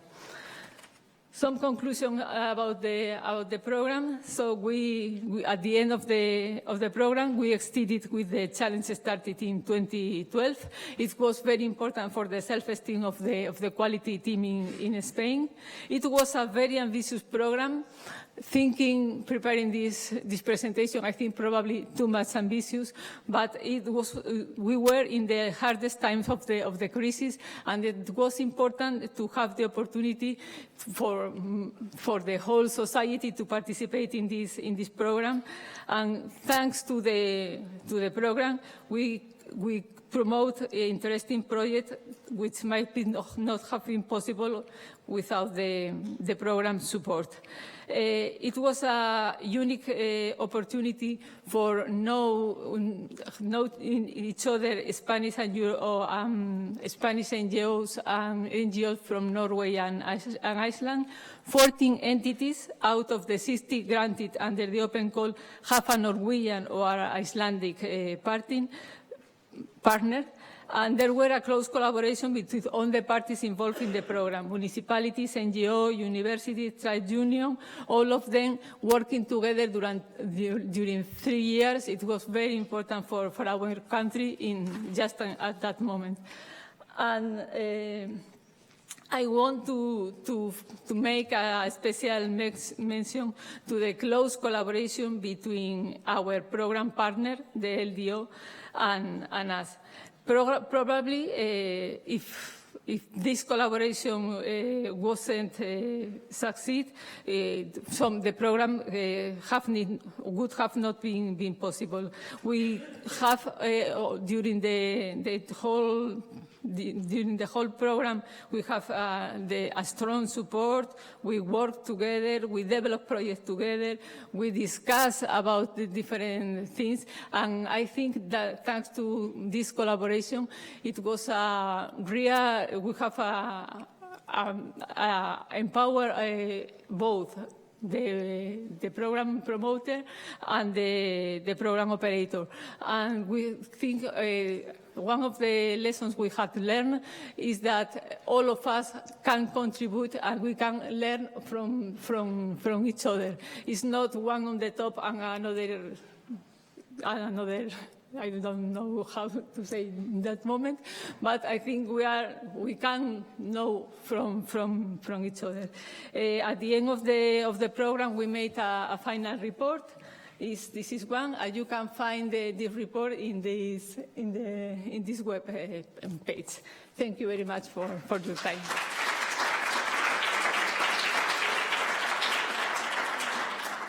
Thank you, Begoña. We are a bit behind schedule, I suppose. So I will close this panel right now by thanking to my colleagues, Thomas, Begoña, and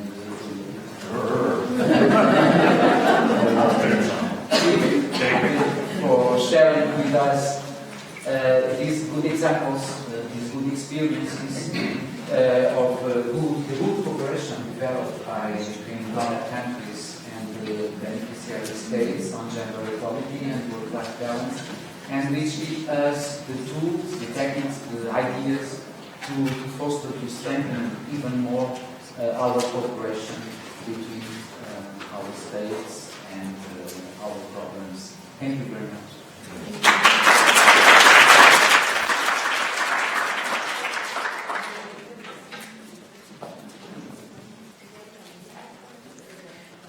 I join in thanking the panelists. I suggest now 5 minutes break. There's no break on the program. 5 minutes break, enough for you to stand up, exchange the seat with the one beside you. We'll start again in 5 minutes because we still got quite a long way to go to finish the program today. 5 minutes. I'll be waiting by the door.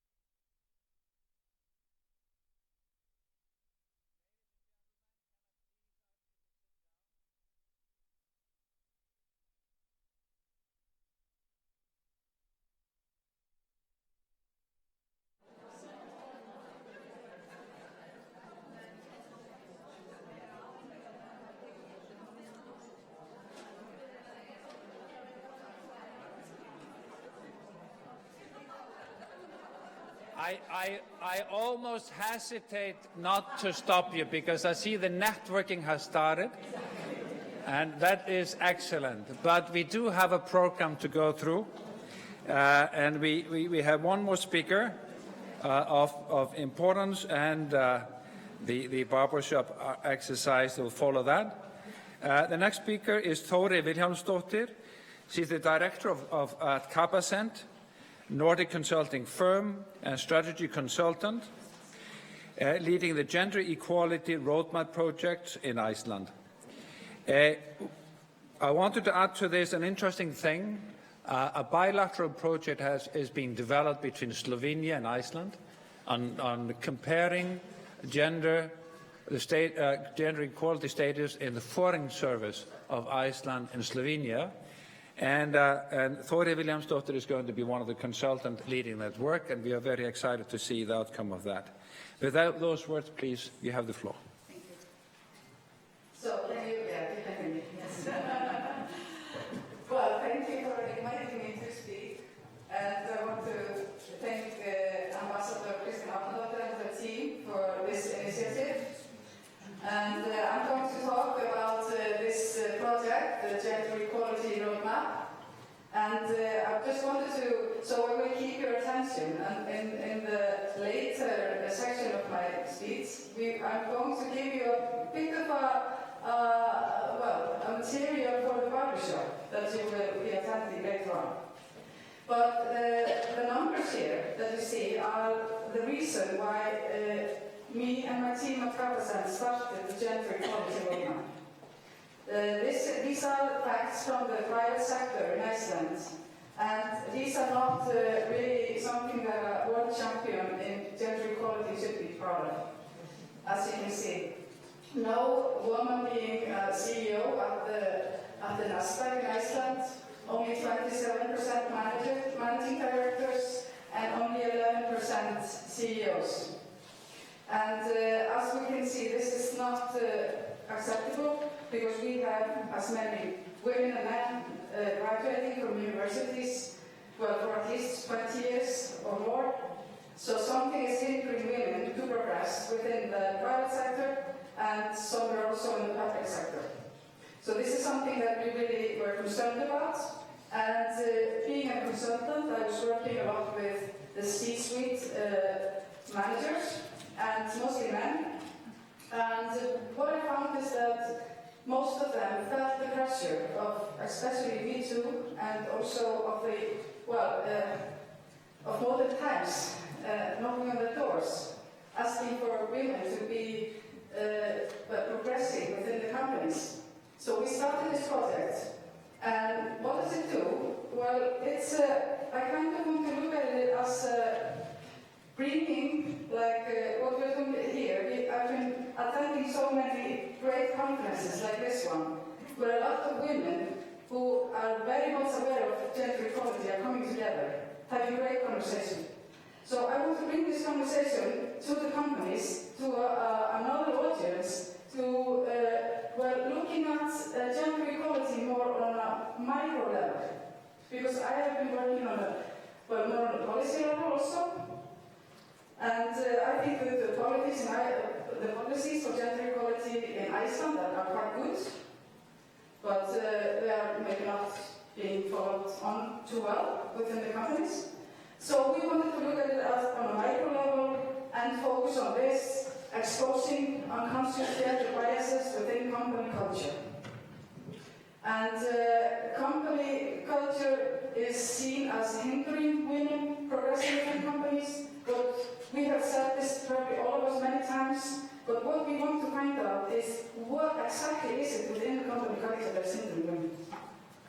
And when we do this, we look at a 360 degrees approach on gender equality, so we're not only looking at salaries, that's just like one factor, but we are trying to look at everything that is affecting gender equality within the companies.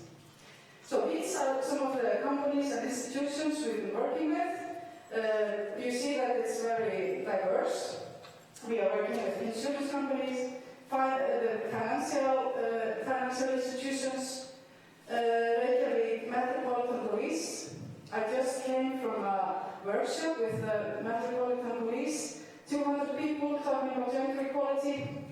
It was amazing, quite hard, but very, very good and very effective. So you see it's a diverse group. And we have the journey, it's a 3-stage journey. We start with the status assessment, and then we go into the transformation of projects, and we set KPIs. Here is our assessment frame, and as you can see, we are looking into a few factors, not only salaries. And at the end of the journey, we set some goals, but that's just the end of the short-term journey. But the long-term journey is 3 years, where we measure every year how we are progressing, reaching these goals.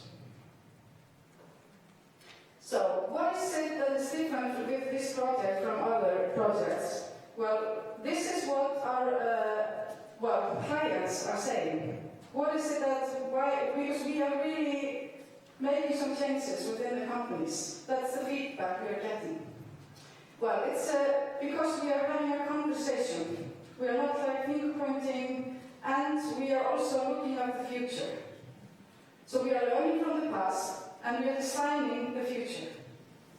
And we use an approach that's called design thinking. It's a way of having creative people working with us. We use drawings, we use stories, and we try to motivate people to participate, which is really happening in all of the projects.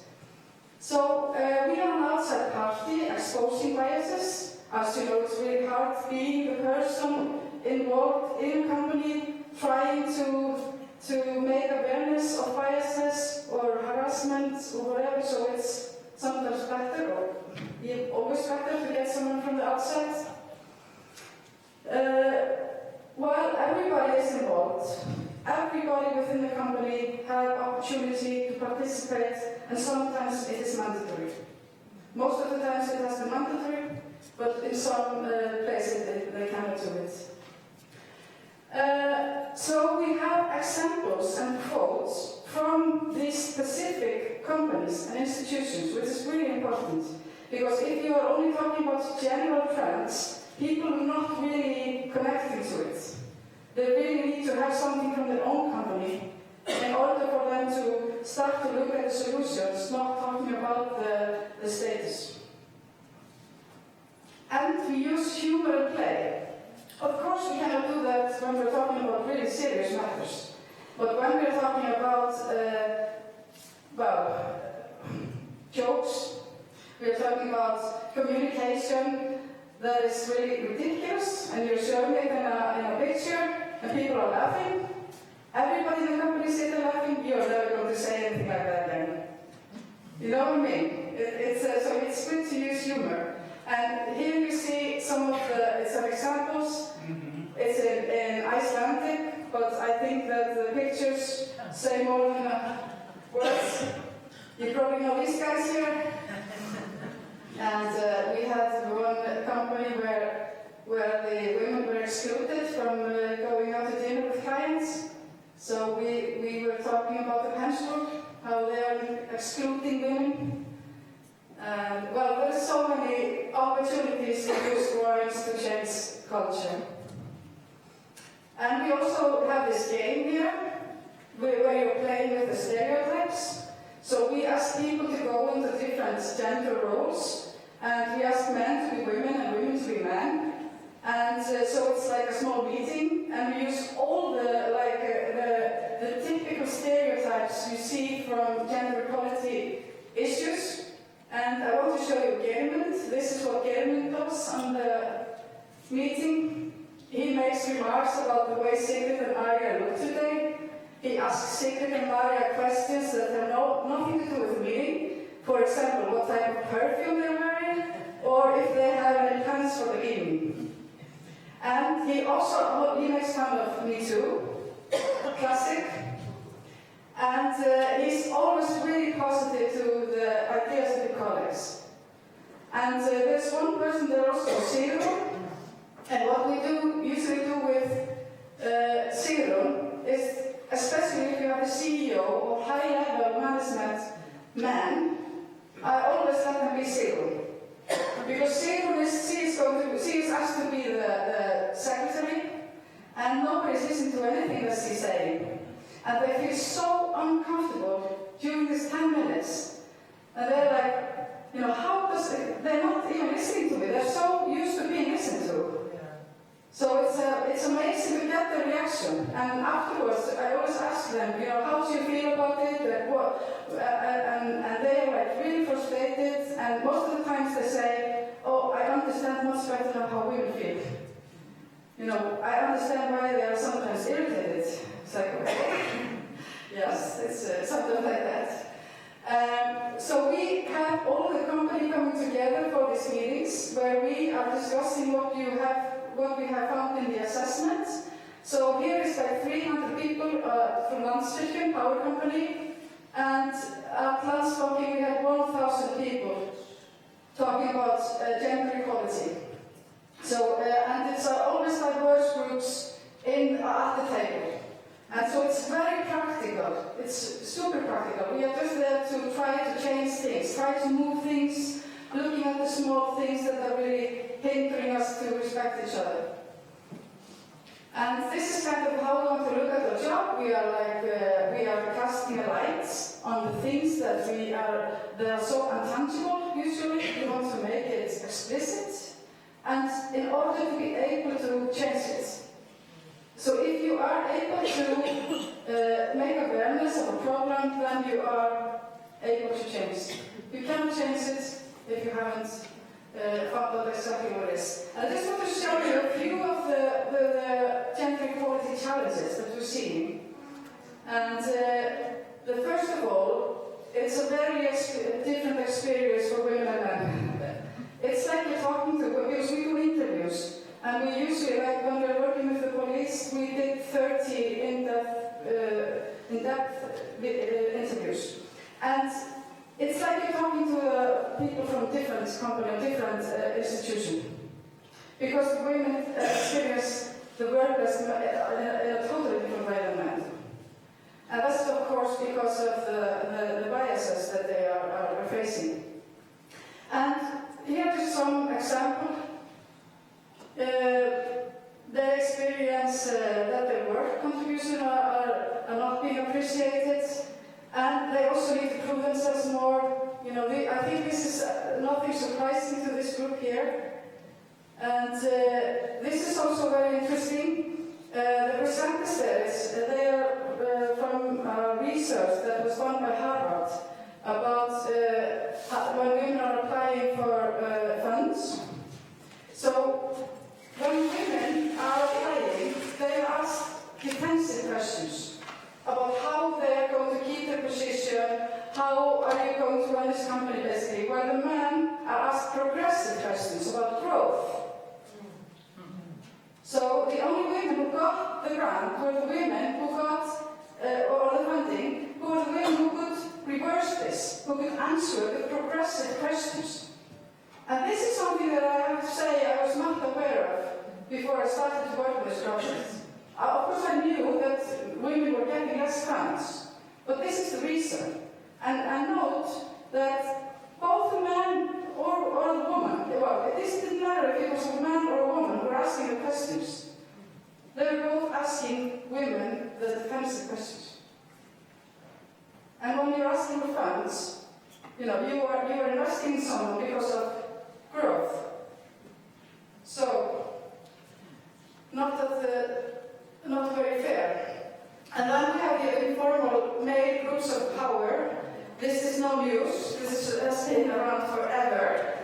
But this is also really, it's very interesting to see how women, when women are mentoring other women, it's usually done by like a formal relationship. Do you want to be my mentor? While the men, they do it without this formal talk. It's natural, and it's kind of a status for men, mentoring other men. They just start doing it naturally. So this is also very interesting. And being the only woman in the group is still really hard. And as you can see from the numbers I started with, there's a lot of women on the top levels that are alone. And they are really alone. And it's really hard for most of them, and that's why they just quit. Because you don't want to be the woman who says, well, it's very lonely here, and I'm just alone. And, because then it's really hard to get the next job, because he's weak. So there's a lot of challenges there. So, but I'm going to end with this quote. This is one manager that we talked to, and he's so tired of giving women discounts. So tired. It's exhausting. And of course, you ask when you get this quote, every company, every institution we come into, they all say, well, of course I want gender equality, but I just want to look at the most qualified person. You heard this before? And of course, most of the time, this person is similar to the man, isn't it? Otherwise, you're giving discounts. So this is the kind of sentence that motivates us to continue. So that's the end of it. I just thank you, and I hope you can use this for the barbershop and have a great afternoon. Thank you.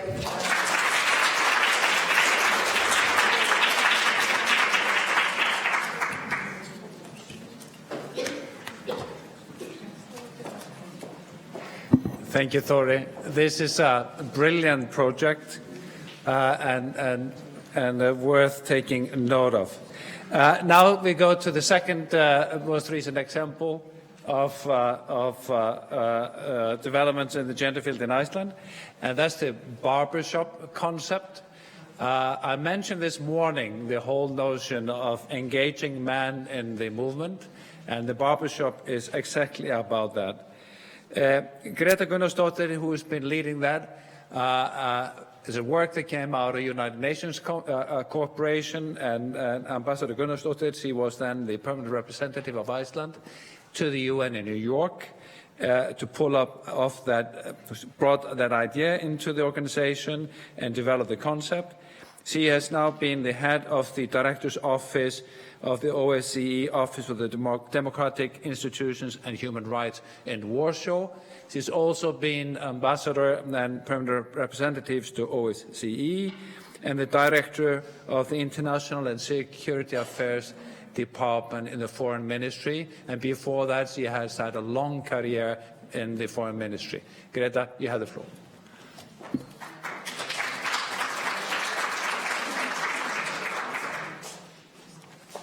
Thank you, Þórir, and dear colleagues, ladies and gentlemen. I was asked just yesterday to come here and introduce the barbershop, and it is a great pleasure for me to do that, as I was maybe in a key position to start this project in 2014, basically. And it has now been, spearheaded by the government of Iceland, different governments, since 2014. And the main idea is to create a forum for a conversation between men with the aim to raise awareness among them, to stress their role, responsibilities, as well as opportunities in creating gender-equal societies, communities, and homes. And I want to, because this was an initiative that started by myself and the ambassador of Suriname in 2014 in New York. And the name came from the ambassador of Suriname. He said that in his country we have barbershop. He said barbershops where men come together and they talk to each other. And they talk to each other about sports, politics, and women, but not necessarily about gender equality and women's empowerment. So that was the original idea, and it's a very grasping concept.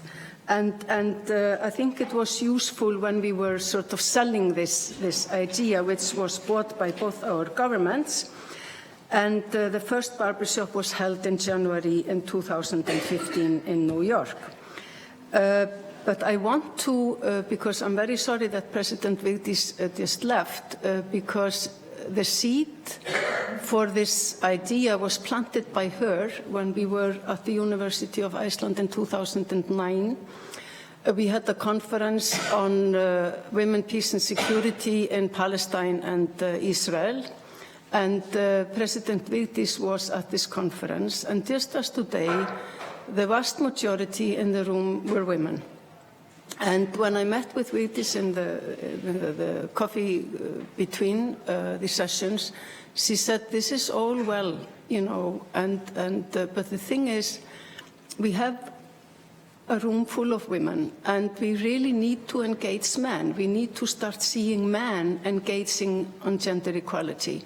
And this stayed with me, and there was a moment that came in New York to sort of take action on this idea. And I want to, you know, because it is, the original idea is for men to talk to men and only include men, no women. And this met with a huge resistance internationally. Al Jazeera was on the phone, and all kinds of media outlets. And we had, and actually I had lunch with, when Thorir was ambassador in New Delhi, we had lunch with representatives from NGOs that were men NGOs dealing with men and gender equality. And I was trying to convince them that we needed to have this all-male concept, and they were not buying it. And in the end, there was a compromise to have women, not to exclude women totally. But when we are including women in the barbershop, we have to remember that the barbershop, it is not called saloon, it's the barbershop. So, and there is a reason for that. And so when we are including women, it was a little bit like Thorir was talking about, it is basically for them to meet and talk about their own experiences in when it comes to security, violence against women, jobs, politics, the media, and convey these experiences to the males in the barbershop. That is really the idea, because they need to understand. They do not know that women, you know, often walk with keys in their pockets when they are walking during the evening in big cities, you know, and they look in the back seats of the car before they sit in the driver's seat.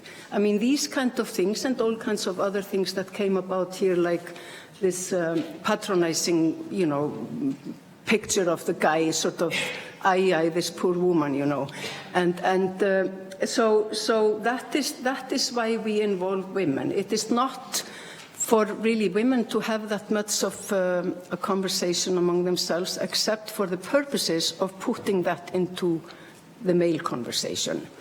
And I think, you know, why do we need to engage men? I mean, we are all, I mean, we hear about gender equality, women's empowerment, soft issues. How many times have we heard about the soft issues? How many times have we been discussing with men on gender equality and they become sort of absent? You know, there is this glazing, you know, they are not there anymore. And the jokes, because there is a lot of this, we have a woman, you know, and then the problem is solved, and then the women, you know, or the token woman is supposed to laugh about it too. And this is not a laughing matter. And the low ambitions, because I like to call it the sewing machine policy, that the guys get factories and the women get sewing machines.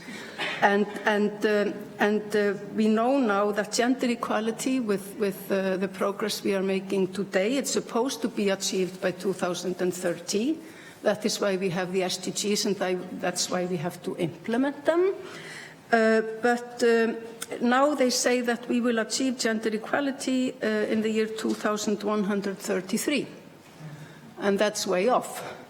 And so, I mean, all these reasons that men are absent, and there are issues. I mean, there is only so far that women will be able to go. You know, we will be, and the women's movement is, of course, the main driver and will continue to be that.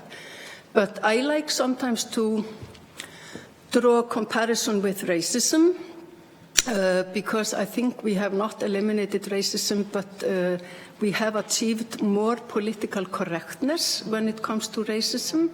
So when there are jokes going around, I used to say to my staff, I mean, replace the woman by a black person and see what is the outcome. Are you still going to laugh? Is it still appropriate? And also, it's a little bit like with the violence against women, and that was the first barbershop was on violence against women.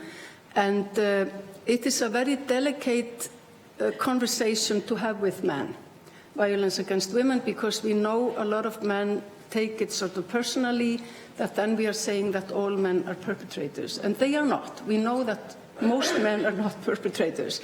But if we are going to change it, we need them. Women are not going to change this. Men need to address the locker room. We are not in the locker room. You know, all this, we need to, it's similar to racism. You know, if white people are not going to take on eliminating racism, it's not going to be eliminated. So it's just that we need to, all of us, make it, because this is a human rights issue. It's not a choice. And that is also what is important with the barbershop, because we hear often it is beneficial, you know, for the economy to include women. It's maybe beneficial, but slavery was also beneficial for the economy. And so the starting point is that men and women are equal. That is the starting point. And there are commitments at the international level and the national level, and this is an obligation. It's not a choice. And the bonus is that, of course, it benefits if you include not only half of society, but all. Of course, the whole society benefits. But that is the bonus. The basic is the right. And I think it is very important not to lose sight of that. We are going to now, because this concept has evolved, of course, which is a good thing, and Iceland developed a barbershop toolbox to enable others to mobilize men for gender equality. And the toolbox is a part of Iceland's commitments for the He4C movement. And the toolbox can be accessed at the UN Women's website. And what we want to do now is to introduce you to these barbershop tools in the hope that it will be useful for you in your work and also personal life. And on the screen, you can see how to access the toolbox and how to pick appropriate setting depending on the audience you're working with. And we foresee 3 different sections tailored to different groups, and one of them is leadership sessions, and then we are focusing, of course, on people in leadership, opinion leaders at the highest level. Then there are workshops, which can include basically anybody, and then increasing engagement, which is more to draw upon different tools, such as social media or other tools that are available today. But what the 3 sessions have in common is the goal of providing a setting for male-to-male discussions. And I want to, you know, the plan is now to invite you to participate in one exercise from the barbershop toolbox. The aim of the exercise is to explore your own ideas of gender norms and stereotypes, and to focus both on men and women, because of course gender is both. But before I call the coaches to the stage, I just want to also say, because if you embark on this exercise in your own countries or within Iceland, I think there are lessons that have been learned from barbershops, former barbershops. And I know from the beginning it was important to have Chatham House rules, because so people would be able to speak freely, that they would be able to trust each other. Also, it is very important to have coaches and to choose them to steer the discussion into a right direction. So we will not have these jokes, for example, about the token women, etc., etc. And also because depending on the composition of the participants, what kind of a coach is going to be able to reach out to them? I mean, with whom do they identify and respect? That is also important, and the coaches should be male. We have been solely, I think, Iceland using males, and there are organizations out there, White Ribbon and others that can be drawn upon. And then never to lose sight of that it is to engage men, and it is not to reward them. That is not the purpose. It's not just a joke. It is really because it is good to use, like was said by Thore, to use humor and so on. But in the end, gender equality is a very serious matter. And so it's also important that when we have barbershops, that the participants are actually serious about the participation and that there is a follow-up. So just as note. So now I'm going to, because there will be discussion leaders who will facilitate the group work, and I think there are 8 of them, and I'm going to ask them to come up here with the numbers so people can see the number of your group.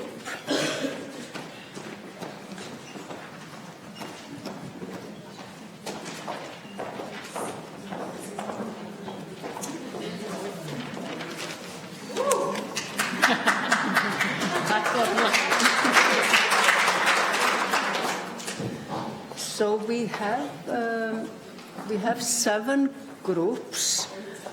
8? We have 7. I see that one has disappeared. So we have 7. We have 2 groups for male, and that is, I know that we have very few males in this room. So I'm just going to ask the male participants to follow these 2 leaders over here and leave with them for a discussion. As far as the other 5, we would ask then, I would like to ask then Kristín to start. So we do 1, 2, 3, 4, 5, and that is how we decide on, but we exclude the males in that counting. So whoever.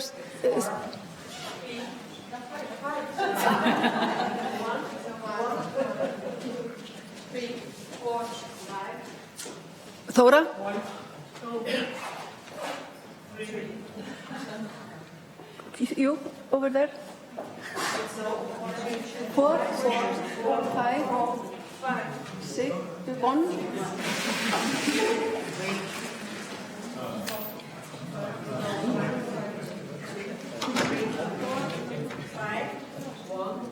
Kristín?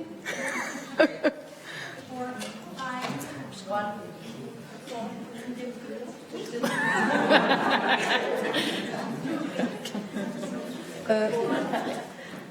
1, 5, then?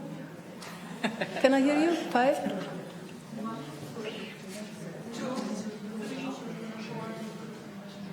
5?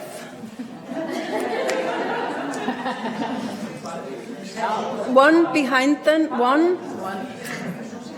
Hello? 2, 3. Yes.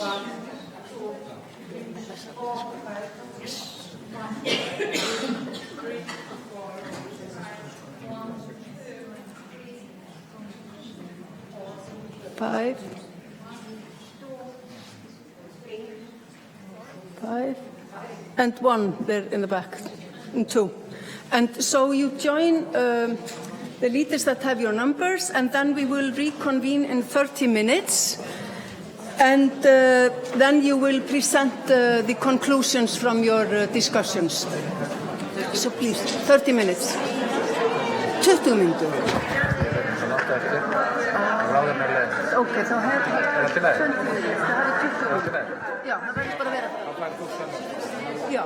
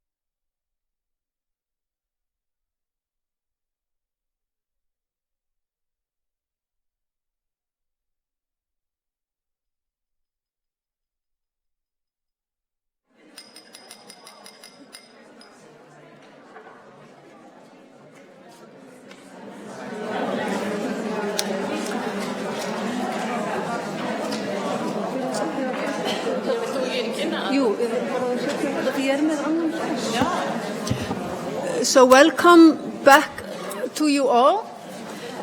And we have exceeded our time, so we will have to keep the ending of the meeting fairly short.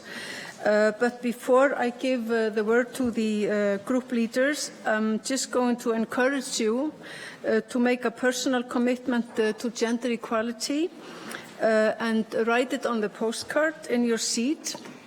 And you can either send the card to someone relevant to help you to be accountable, or post the card somewhere visible to help you to remember your own commitment.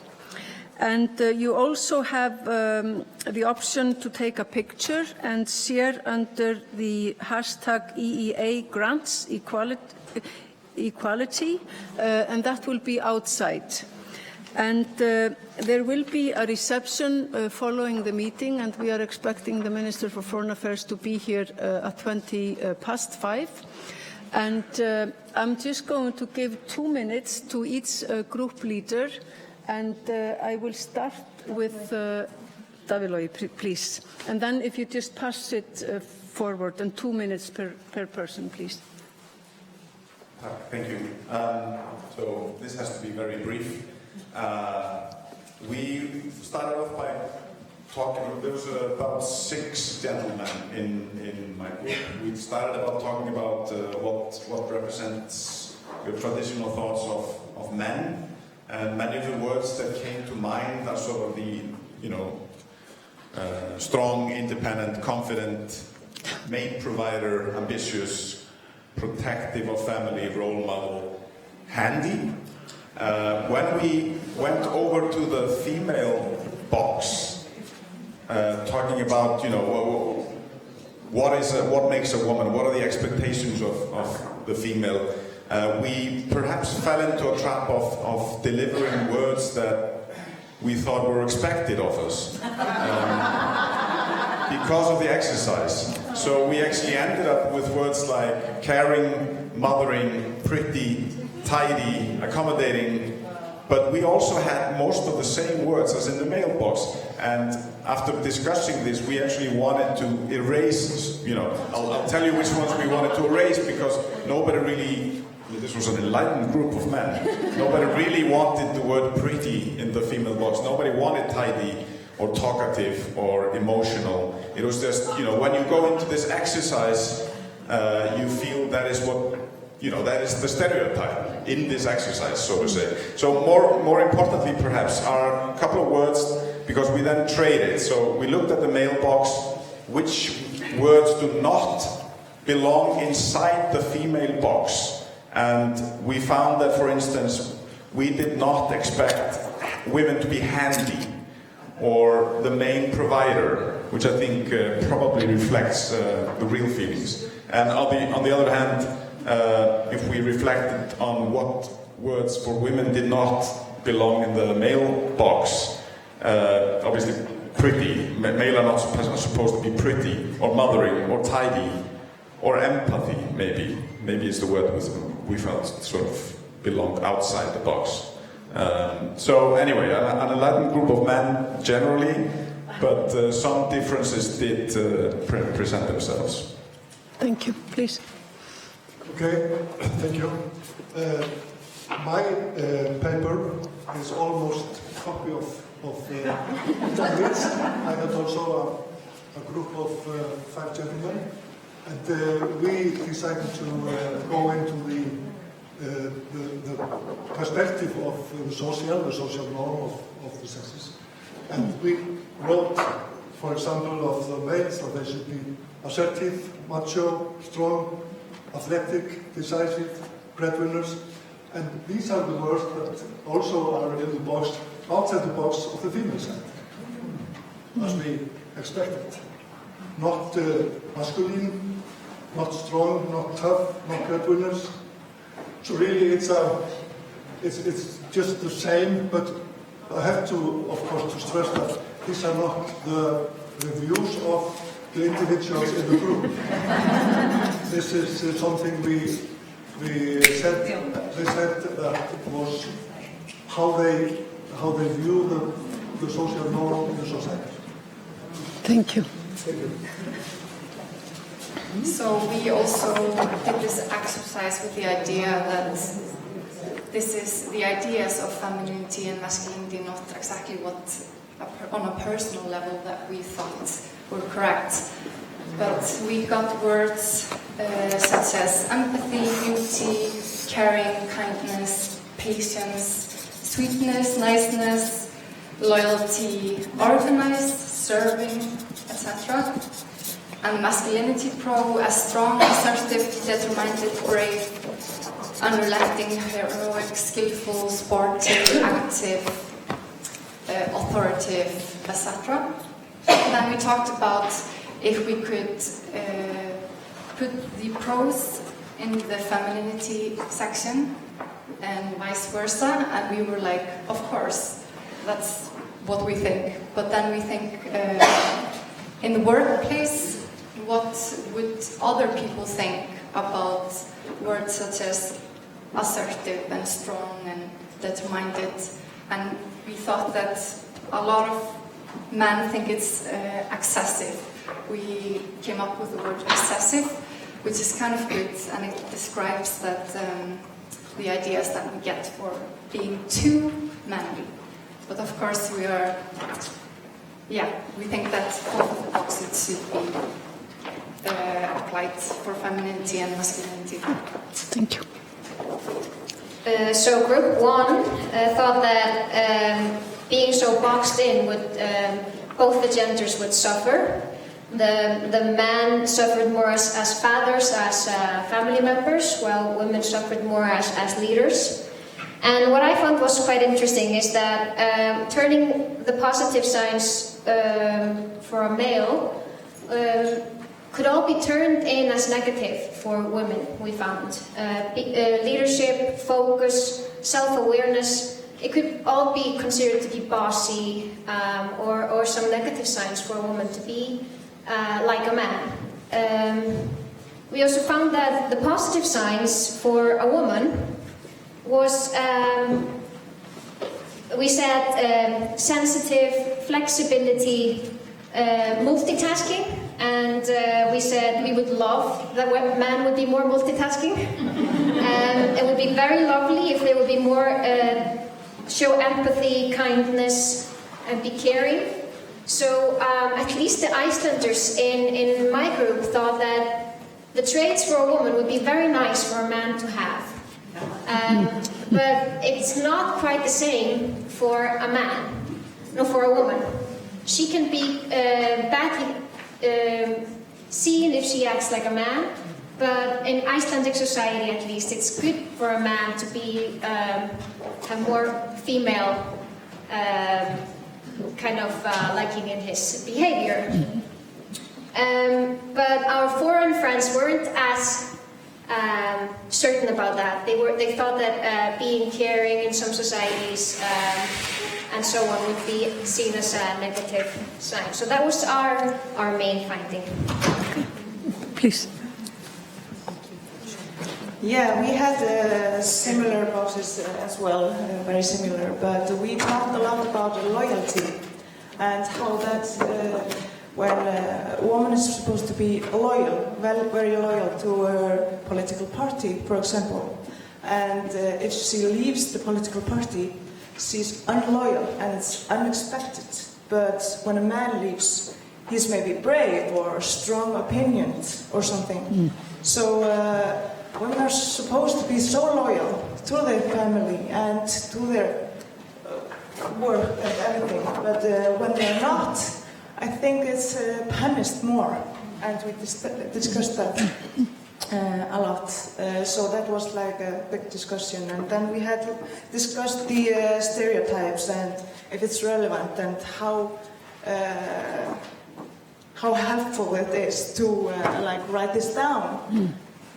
What we can do about this. So are we just writing something down because we're supposed to, or is it real life?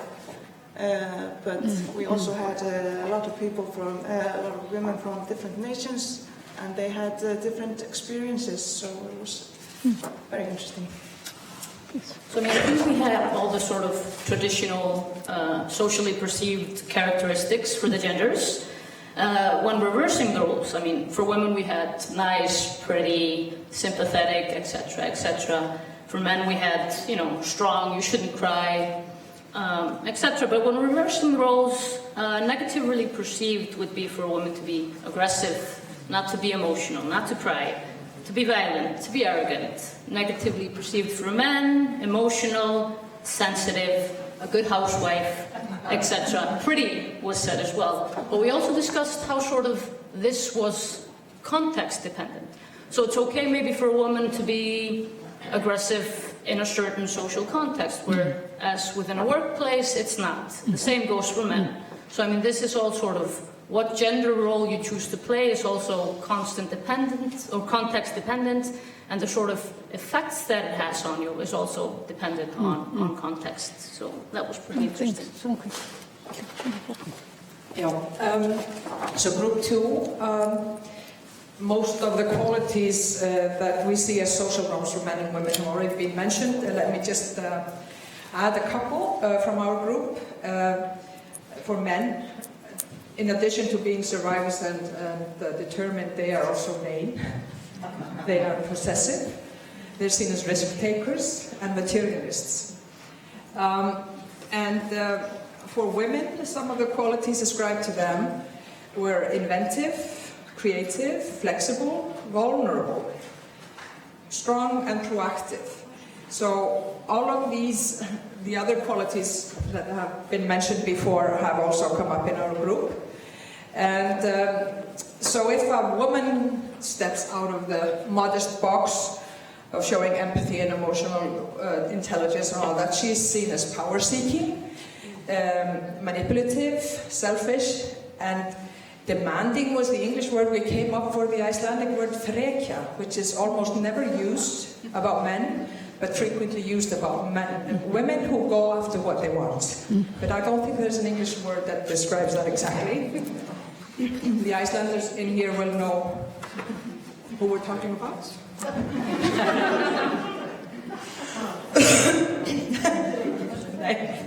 And if men step outside the box, I've heard many women in here talk about this word, frekja, so I'm just saying, so we're in our group.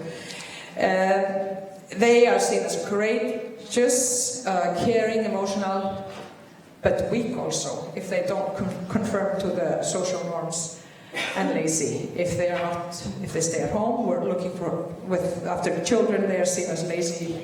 But we did take a discussion on what